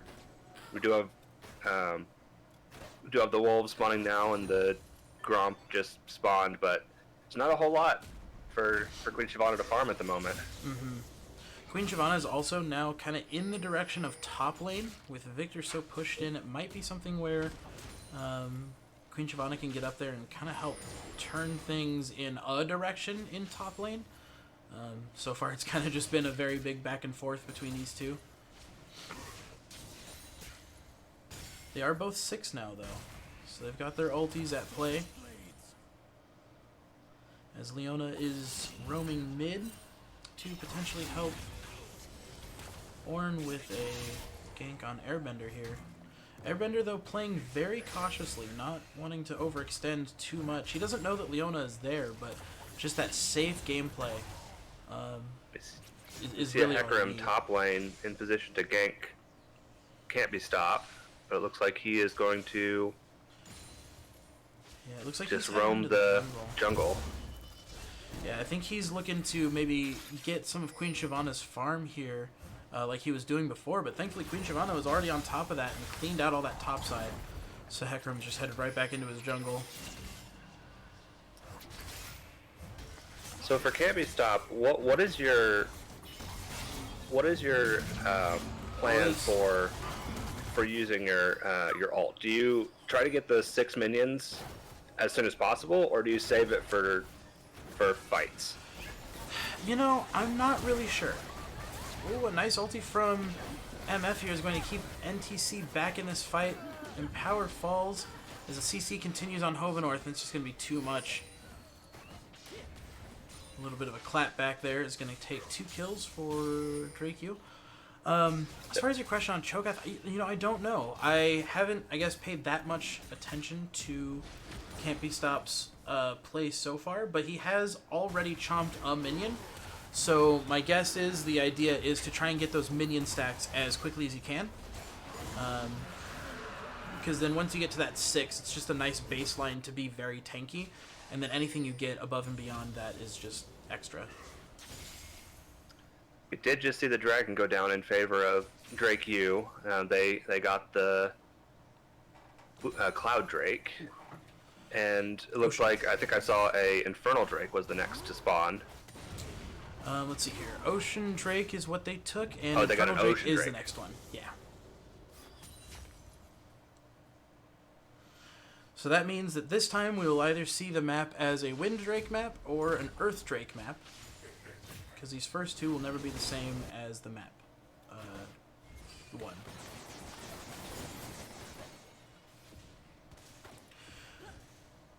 The gold's values are pretty much identical here. Teams neck and neck with only a few hundred difference between the two. This is still very much anyone's game. Neither team has taken any turret plating yet, or even really made any significant progress towards any of them. And they're just kind of relying on minions and kills at this point. A nice Zenith Blade from Leona, but an even nicer dash from Hovenorth is going to keep him basically safe. Meanwhile, Queen Shyvana ganking up top, but a nice flash from the Victor is going to keep him safe as well. One unique thing about this interaction with Rakan and Xayah bot lane is that jump that Rakan can do to jump to an ally has a longer range if he's jumping to Xayah. Yes, and it doesn't seem like a whole lot, but it can really make a lot of difference when you're playing as him. It's just so much more that you're able to get away with. Oh, that knock-up just as Airbender engaged does set him on his back foot for that fight, but it looks like he might still be able to finish something up. Meanwhile, bot lane, we see a bunch of ultis come out. Not really a whole lot happening in any of these fights as people are just trying to either get away or finish off kills. Queen Shyvana getting a max range spear, getting that kill just before Ornn finishes her off. Hecarim now engaging on the Yone, gets knocked up by Cho'Gath, and then nommed. saving the Airbender and taking NTC up to a 2-1 for this fight. It looked like Queen Shyvana was trying to use that blast cone to get over the wall into the blue buff area, but didn't quite go the right direction. I'm not sure if that's what Queen Shyvana intended or if that was an accident. Yeah, I think that was an accident there. Because getting into blue pit would have for sure saved her.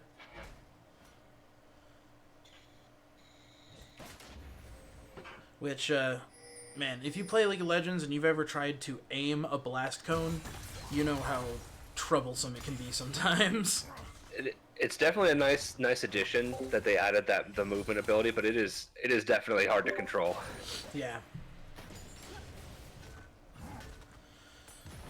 Because before, your only options for getting into like Dragon Pit or Baron Pit from the back was to either be a champion that has a dash or blink ability that can get over there, or to use your flash, which is a very long cooldown. So adding that ability to occasionally jump over for free, I think is a very nice addition to the game. Yeah, it helps even out that that little bit of a problem area. Yeah, Everybody like getting we're a talking. decent amount of damage here on Orin. Oh! Dashing back to his ghost was a perfect knock-up opportunity for Orin, but thankfully Nidalee's here to try and help follow up on this. Doesn't quite make anything out of it, though, unfortunately.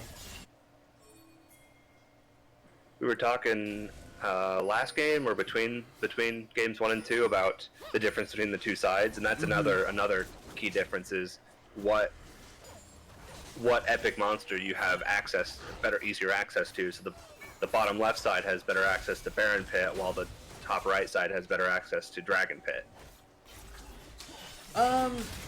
Yes and no. I would actually argue that it's opposite. You think so? I feel that Dragon is safer for blue and Baron is safer for red. Ooh, that spear almost connected, but it doesn't matter. Nidalee just jumps in and finishes up the rest. I guess I can see that because if you're blue side taking Dragon, you can see the lanes of which direction they're coming from. But if you're red taking Dragon, they might come over the wall at you. I can see why also, that would be. If you're blue, you can hide in the back of the pit because it's very hard to ward there if you're red side, but it's very easy to ward there if you're blue side. So blue can hide in that back corner and try and stealthily kill Dragon too.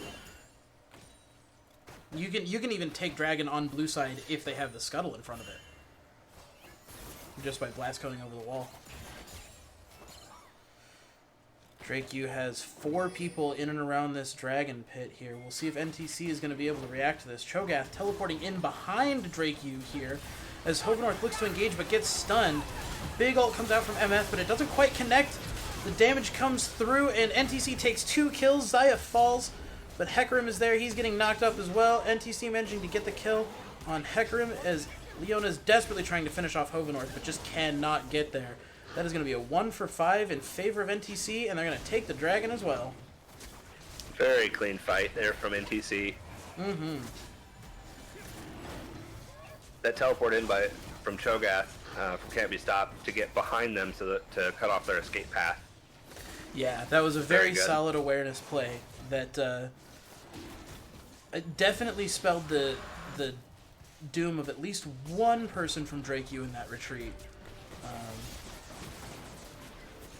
But yeah, some nice clever sidesteps from NTC's bot lane kept them safe from that MF ult as well. So as we were mentioning last game, this map will be a Wind Dragon, which means the map has now been altered to fit the Wind Dragon element, adding these big circles to the jungle in these 4 locations here that just improve movement speed of any players who run through it, regardless of side. And then we'll also be seeing a lot of ability or ulti cooldown reduction in this game, thanks to the multiple Wind Drake spawns that we'll see on both teams.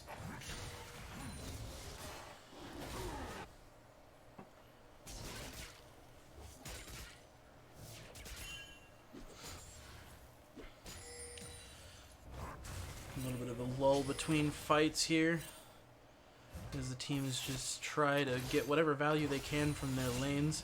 NTC now 2k ahead at the 16-minute mark.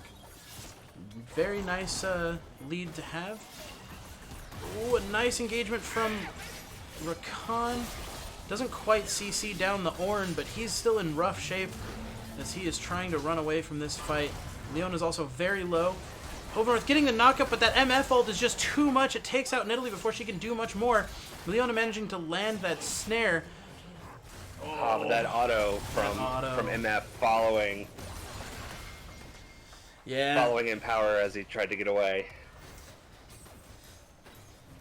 That is rough. Leona survives. NTC doesn't manage to get any kills, and it looks like Drake U will take the first turret of the game as well.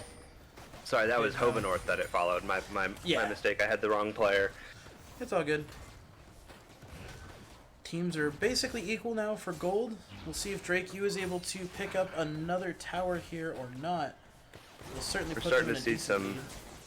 Starting to see some mythic items on both teams now. We have Yone has that. Is that the immortal shield? Yeah. I'm slowly learning the names of all these items, just by sight. And we have a Gale Force for Xayah. A wonderful item that just gives you an extra dash. Can really make or break fights. And then we've got Frostfire Gauntlet on Cho'Gath, just allowing him to really slow down people and keep them from getting away. See it. Trinity Force on Hecarim, which is just a very, very strong overall item. Mm-hmm. Ooh, we're seeing a lot of people grouping up near the top side here. There might be another fight breaking out pretty quickly.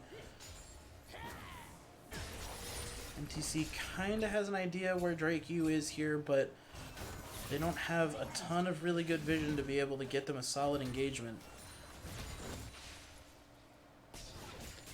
Yeah, and while all that positioning is kind of going on in the mid and top lanes, Yone takes the bottom tower.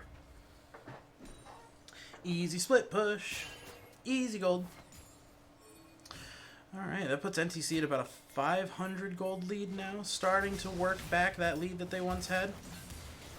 Leona trying to, mostly trying to get through the Cho'Gath to get up to her victor there as Rakan joins the fight. I don't think we're going to see anything really come out of this too much, although Empower is now here. He's certainly got the damage to make something happen. MF is on their way. Yeah, we'll see what MF's plan here is. She does have her ulti right now, so she could just hit NTC with the surprise. Queen Shyvana in an interesting place on the wings here. Might be looking to try and get behind them to pick the MF. Oh. We do have Baron spawning in about 40 seconds. First Baron of the game, spawning at 20 minutes. Mm-hmm. So I thought maybe both sides were trying to prepare for that, but it looks like they're going to go for this dragon instead.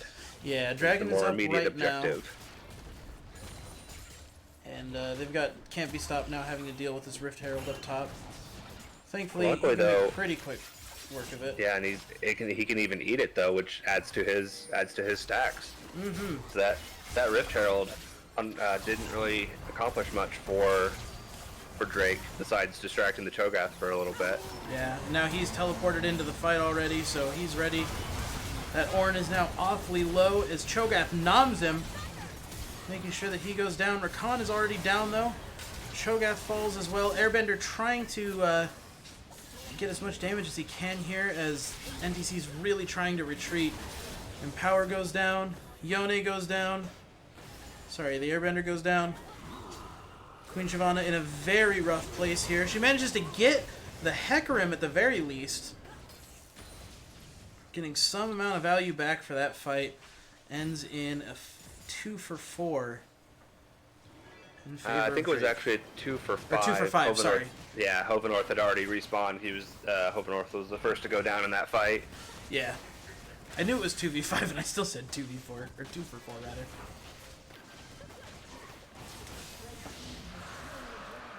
That'll be the first Cloud Drake for Drake U.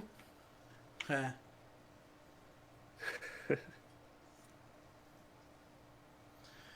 Kills are even, but Drake U is up by about 1.5-ish thousand.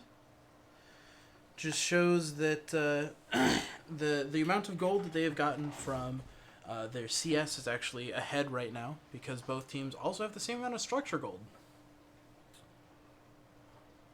Actually, wait, I think Drake U might have gotten 2 armor plates more than NTC did. One thing I've been noticing in these team fights so far is Drake U is considerably tankier than NTC is. Yes. Having to get through the Ornn and the Leona has just been proving a bit much. Yeah, and the Ornn and Leona provide so much peel that it's almost impossible to dive the backline. Oh, Hovenorth getting knocked up here. Thankfully, Empower in range to be able to let him dash out. He's safe. Leona getting very aggressive under the tower. She's now tanking the turret. Oh, the MFL comes out, but the flash saves him. Nidalee now in range to be able to fight this. We'll see if NTC pushes this at all, or if they're just going to look to keep him off the tower. And it looks like Drake U might actually leave as well. Meanwhile, Airbender taking that mid lane tower. Yeah, again, we see Airbender taking advantage of the distraction with those fights and taking another objective. Leona re-engages onto Queen Shyvana to keep her in place for the rest of Drake U to try and react to it, but they just can't follow up quick enough. Queen Shyvana is still alive. Leona is in a rough place. Ooh, that spear narrowly misses. Just barely split the uprights.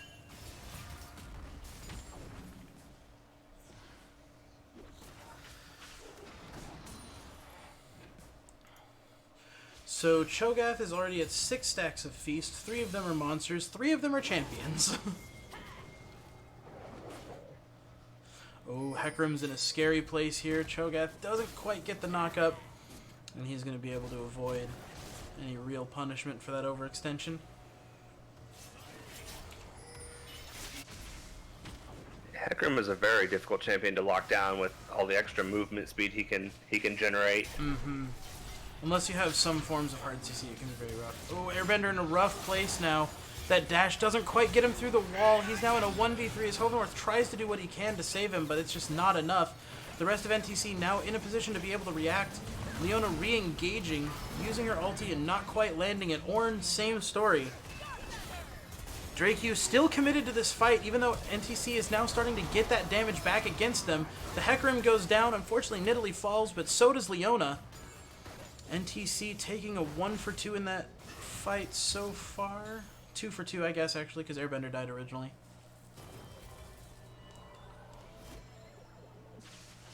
Ornn just upgraded the Misfortunes. Gale Force, I believe that is. Typhoon? Yep. So some extra bonus stats for her there. We also just saw Misfortune buy a Collector, which has that ability to execute when enemy gets below 5%. So that upgrade to Typhoon is worth 20 AD and 15 attack speed.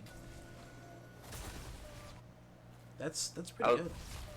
Yeah, I was looking through. Oh, and here we get to see another cool interaction with Rakan and Xayah. That unique recall. When they're recalling together, they have a special animation. Mm-hmm. It doesn't. I think it affects it only slightly, where basically both of them recall whenever the first time. one. Yep. Yeah. If they recall together, they both go when the first person recalls. So technically, the second person could actually get a faster recall. So it's like a very small mechanical benefit, but it's still a benefit. Mm-hmm. I've actually had one play that I can remember as Rakan where my Xayah that I was playing with, I told them to start recalling instead of trying to save me from a particular fight. And I dashed to them just as the recall went off. I had like a second difference, I think, and just barely managed to survive. Oh no! Looks like we have a pause. Yeah, it looks like Empower's game froze up on him. Wonderful technical difficulties. They always happen. A summoner has disconnected.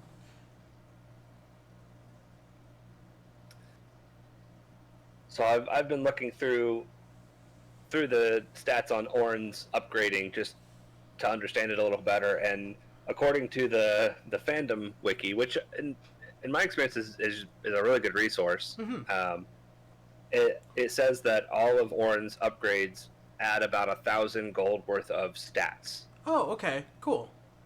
A summoner. I was curious how they decided, like, what stats are increased and by how much. So if it's about 1,000 gold worth of value, that's pretty cool. That means that they took it to the most base level that they could to try and determine that value. I think that's healthy. Boy, howdy, though. He ends up generating an extra 5,000 gold for his team just by existing until the end. That's a lot. Yeah, All there's right. quite a bit of value with that. Oh, that was a very quick reconnect. Yeah, we'll get back into the tail end of this game here pretty quickly. Oh, I'm excited. This is 1-1. NTC really needs to... come on. And it's a very close game. Even on kills, Drake has about a just under 2k gold lead. Even on structures, like, this is still anybody's game. Mm-hmm.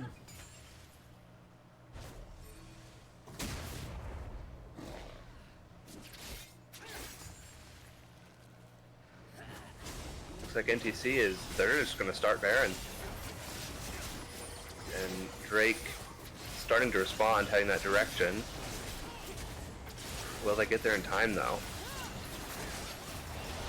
Oh, that ult from MF just blanketing NTC in damage.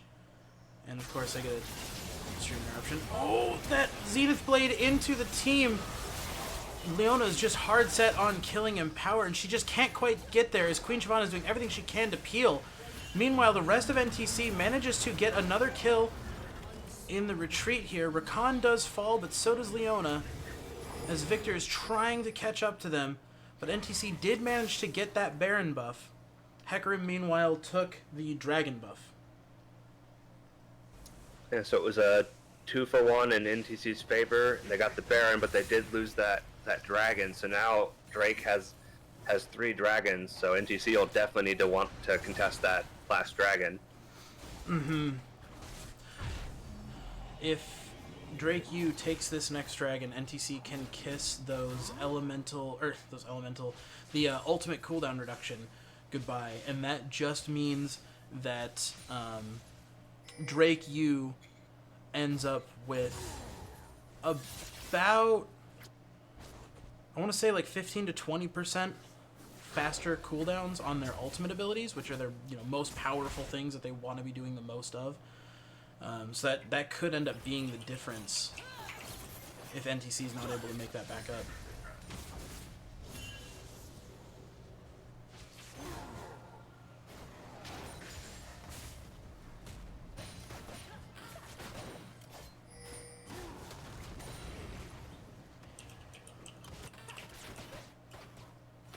Both sides just trying to stay busy and make as much gold as they can in this downtime. The gold amounts are still very even. It's still very much anyone's game. Airbender getting knocked up by the Ornn as Leona is now in position to be able to back him up. Airbender just doing everything he can to get out as Nidalee tries to maybe provide some support in the wings. Airbender in a weird place with that spirit, but it looks like Nidalee's going to be able to back him up on this engagement. They managed to take out the Leona. Will they get the Ornn? Hovennorth and Empower now in position to help out. This is a 4v1 against this Ornn. He is now down. Drake U is across the map. They have nobody near bot lane to help stop this, and NTC is just going to take the base race, pushing with 4 strong in the bot lane, as Drake U is now trying to recall to respond to this, except it's only Hecarim recalling so far. MF is walking back, and Victor is just kind of doing Victor things. Oh, there's the recall now, but it might be too late. Hecarim now in a position to be able to fight this, but he doesn't have the rest of his team. NTC just takes the bot inhibitor. Are they going to look to just take some more structures while they got time? Leona's back up now. Victor putting out a ton of damage with his ulti, but NTC puts him down relatively quickly. That MF ult ends up not hitting so many targets, but it does enough damage to make sure that Rakan goes down, Yone goes down, Cho'Gath goes down, Xayah goes down. Oh my gosh.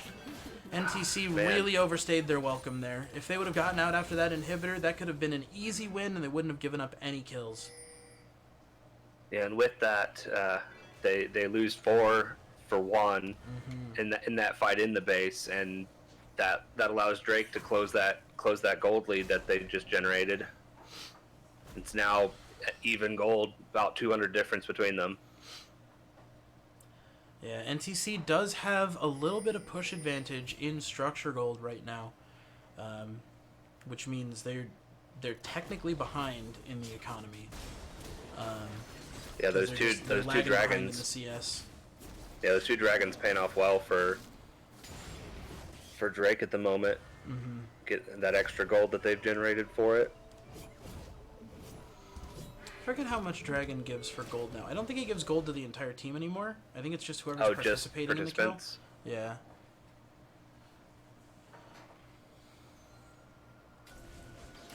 But, looking kind of just down the line here, in the CS differences, Drake U is leading in every line except the carry line. By varying amounts, but Victor's difference to Yone is very large, and that gold difference is very, very important because Victor is just that much farther ahead than the rest of NTC. So they need to make it a point to make sure that him and the MF are dying very early in these fights, which obviously has been their focus this whole time. Those are the carries, but even doubly and triply more so as they've now gotten a chance to get some farm and be very relevant in this game. NTC fully grouped around Drake. Yeah, Airbender started it, but Ornn making sure he can't continue. Oh, some big damage going in on Airbender as he claps back, trying to get as much out as he can before he goes down. Rakan and Cho'Gath fall down as well. Now Queen Shyvana and Empower trying to get out just so they can keep this fight going potentially. But this is going to be an easy dragon for Drake U. Meanwhile, super minions are pushing in on the bot lane. Victor's going back to react to that. And Drake U is now done with the dragon. They have gotten their Cloud Soul. And NTC is now in a pretty rough position for the rest of this fight. They are now lacking that extra move speed that Drake U is getting, and they're lacking that extra ulti cooldown, which can be very, very impactful. Especially at 3 stacks. Looks like we have a Baron spawning imminently, and Drake U has set themselves up in position for that as well.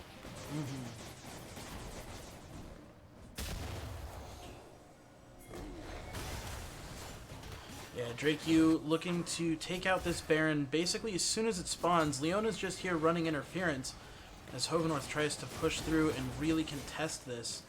But NTC, they're not 5 right now. They're looking at fighting a 3v5 for the next couple of seconds. They do manage to get a lot of damage out on Leona, but so does Drake U as they take out Rakan. Oh, we see a lot of different people vying for position here. Can't be stopped trying to get some of this backline as best as he can, but he's not going to be able to. And that's going to end up being a 4 for 2 in favor of Drake U in that last fight. Drake U's really starting to pick up steam here at the end of this game. NTC is going to need to really tighten things up and start turning some of these team fights in their favor. Otherwise, they're just not going to be able to catch up. They've been relying on the pushing from these super minions to do a lot of the core structure damage here. And yeah, those super minions did manage to take. They did manage to take one of those Nexus towers, and we're working on the second one. That is true, but I don't think we're going to see any more super minions taking much value out of structures in the bot lane anymore. That inhibitor's close to coming back up, and I'm sure Drake U's learned their lesson at this point. NTC trying to react to this Hecarim taking some jungle. Will NTC be able to spot him out before he recalls? They're coming into the bush. They interrupt the the recall, or at least Hecarim does. He's now trying to get away, and this is a wild goose chase for NTC, but all 5 of them have him pretty much cornered in this bot lane. He has to run through a tower. He burns his ulti to get out through the tower. Is NTC going to be able to follow up on this? We'll have to go through a second tower. Nice gets flash. charmed, and he goes down. Although now Drake U is starting up that Baron again. Yeah. But now they're down their jungler, so this is a very risky play for Drake U, a very risky play. If NTC can get there and react quick enough and Airbender doesn't die here, they can easily turn this fight in favor of themselves, get this Baron, and win the game here. But they really need to get in to be able to contest this, as that Baron is getting close, and they take the Baron. That stun followed by the MF ult is going to take out Hovenorth. Queen Shyvana managed to stay safe, but Hovenorth couldn't. Cho'Gath goes down. Yone and Xayah looking to make some pressure mid lane just to try and force something to happen here. Yone probably pretty confident that he can get out, as he just barely manages to avoid that Ornn knockup. Nidalee, meanwhile, might as well have some Benny Hill music playing in the background here. Oh, she goes into combo and doesn't quite get the MF. She falls in that 1v3, trying to get some kind of pick there, and just did not pay off. now we see several members of Drake U have some bounties on their heads. Mm-hmm. They've also got several people with that Baron buff, and they are looking to push that pressure straight down mid.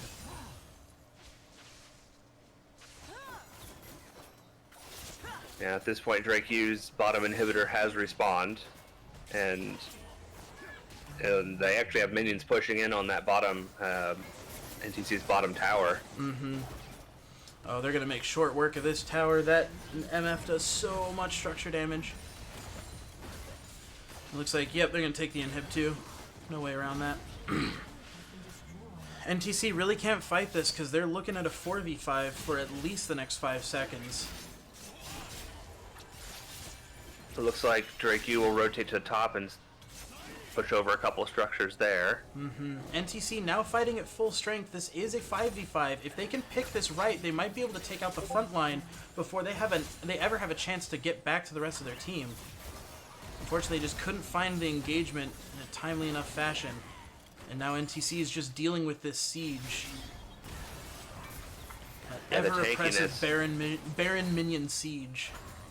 The tankiness of Leona, Ornn, and Hecarim is just been a problem for NTC this whole game. Mm-hmm. Ooh, a solid engagement from Rakan. Unfortunately, is going to be right in the middle of an MF ult. He is going to go down as Cho'Gath gets caught out as well. He goes down. Airbender trying to get some health back before the main part of this fight breaks out, but he goes down. Queen Shyvana and Empower now in the spawn pool. They're trying to heal up and do what they can, but I do believe this is all she wrote. That Leona getting very, very low. And come on, game. You can do it. I don't know why you're lagging right here. It's just the defeat screen. We can see it happening. Boy howdy, the League client is having some issues today. Well, it is what it is. We know how that game's going to end because we can see it right there. I mean, I don't know. That Nexus still has some health on it. It does still have some health on it. I'll put it over here just to be safe, but I do believe the game has died. I don't know why. Sorry about that. But yeah, that was a hard fought match for NTC. All 3 of those games was absolutely tough, and man, it was really looking like they were going to clinch the series today, but not quite. You know, Drake U was just able to outvalue in the end game and turn a couple of those very key fights, and NTC just could not handle it. I don't... Okay, well, we're gonna do this. Hey, it let me see the details for some reason. I get to see the stats this time. But, Nice. Yeah, so with Victor and MF taking clear leads in their damage values in this game, absolutely bringing just a ton of value to every team fight. I mentioned, you know, at one point that Victor and MF really needed to be the targets to die early on, and this is exactly the reason why, is because they were just putting out so much damage. But, you know, in the end, both teams fought very well, NTC, unfortunately just couldn't quite bring it around this game, but they got next week, and we'll be here next week. Well, I'll be here next week, probably with my usual co-host, Blue Murloc. He took today off because he wanted to have the weekend for Valentine's Day with his wife. So, Lame. No, I'm just joking. That's fair.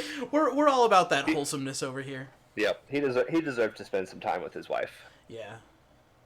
But we'll go ahead and wrap things up here for the stream. If you guys liked what you saw and want to make sure that you know whenever NTC is playing, whether it be League of Legends, Rocket League, or Overwatch, be sure to hit that heart at the bottom left down over there. Or sorry, bottom right on your Twitch stream there. That'll get you email notifications for whenever we go live with any of our events.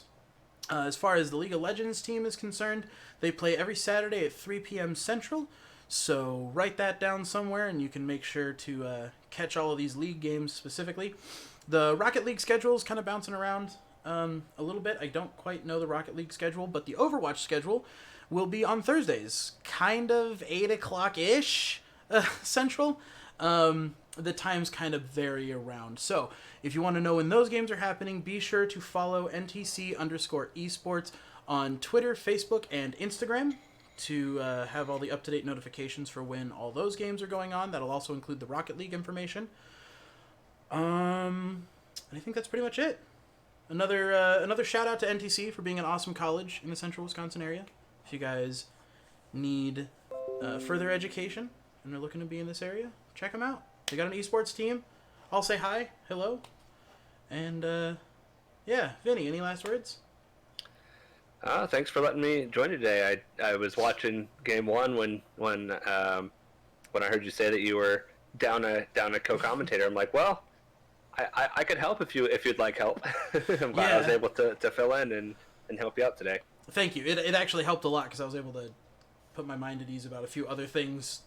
And yeah, it just made everything go smoother. So I'll be sure to keep you in mind next time because I'm sure it'll happen at least once more during the series. It's going to be every Saturday until March. So I just hope that my co-commentary was good and helpful. Oh, absolutely. You were great. Thank you.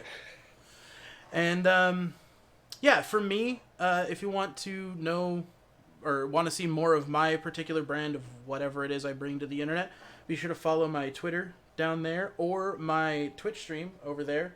Originally, this stream was was to be co-casted by my Twitch channel because I didn't have anybody, and now Vinny's here, and yet it's still co-cast by my Twitch channel. So it is what it is. Is it right if I plug my channel? Oh, go for it. So I also stream very infrequently. The channel is Vicendathos. I'm not really sure if I should put that in chat or whatever. I got you. If I put it in chat now, you'll see it 3 minutes before you hear us talk about it. Whatever. I don't know. No, it's fine. But, I got you. I can fix this. Okay. It is Vicendathos. It's twitch.tv Vicendathos, right? Yep. Yeah, I mostly stream Pokemon Crystal randomizer stuff has been what I've been streaming most often, but I kind of do a variety of things just kind of when I feel like it. There we go. So be sure to check out him at twitch.tv/Vicendathos. There's a spelling down there. It's a doozy, but he's definitely worth it to check out. I've watched a few of those speedrun streams. They're awesome. So yeah, that'll be it then for us here. Thank you everybody for tuning in yet again. And well, until next time, hope you guys have yourselves a wonderful Saturday, and we will see you later this week. Have a great day. Yep. Bye.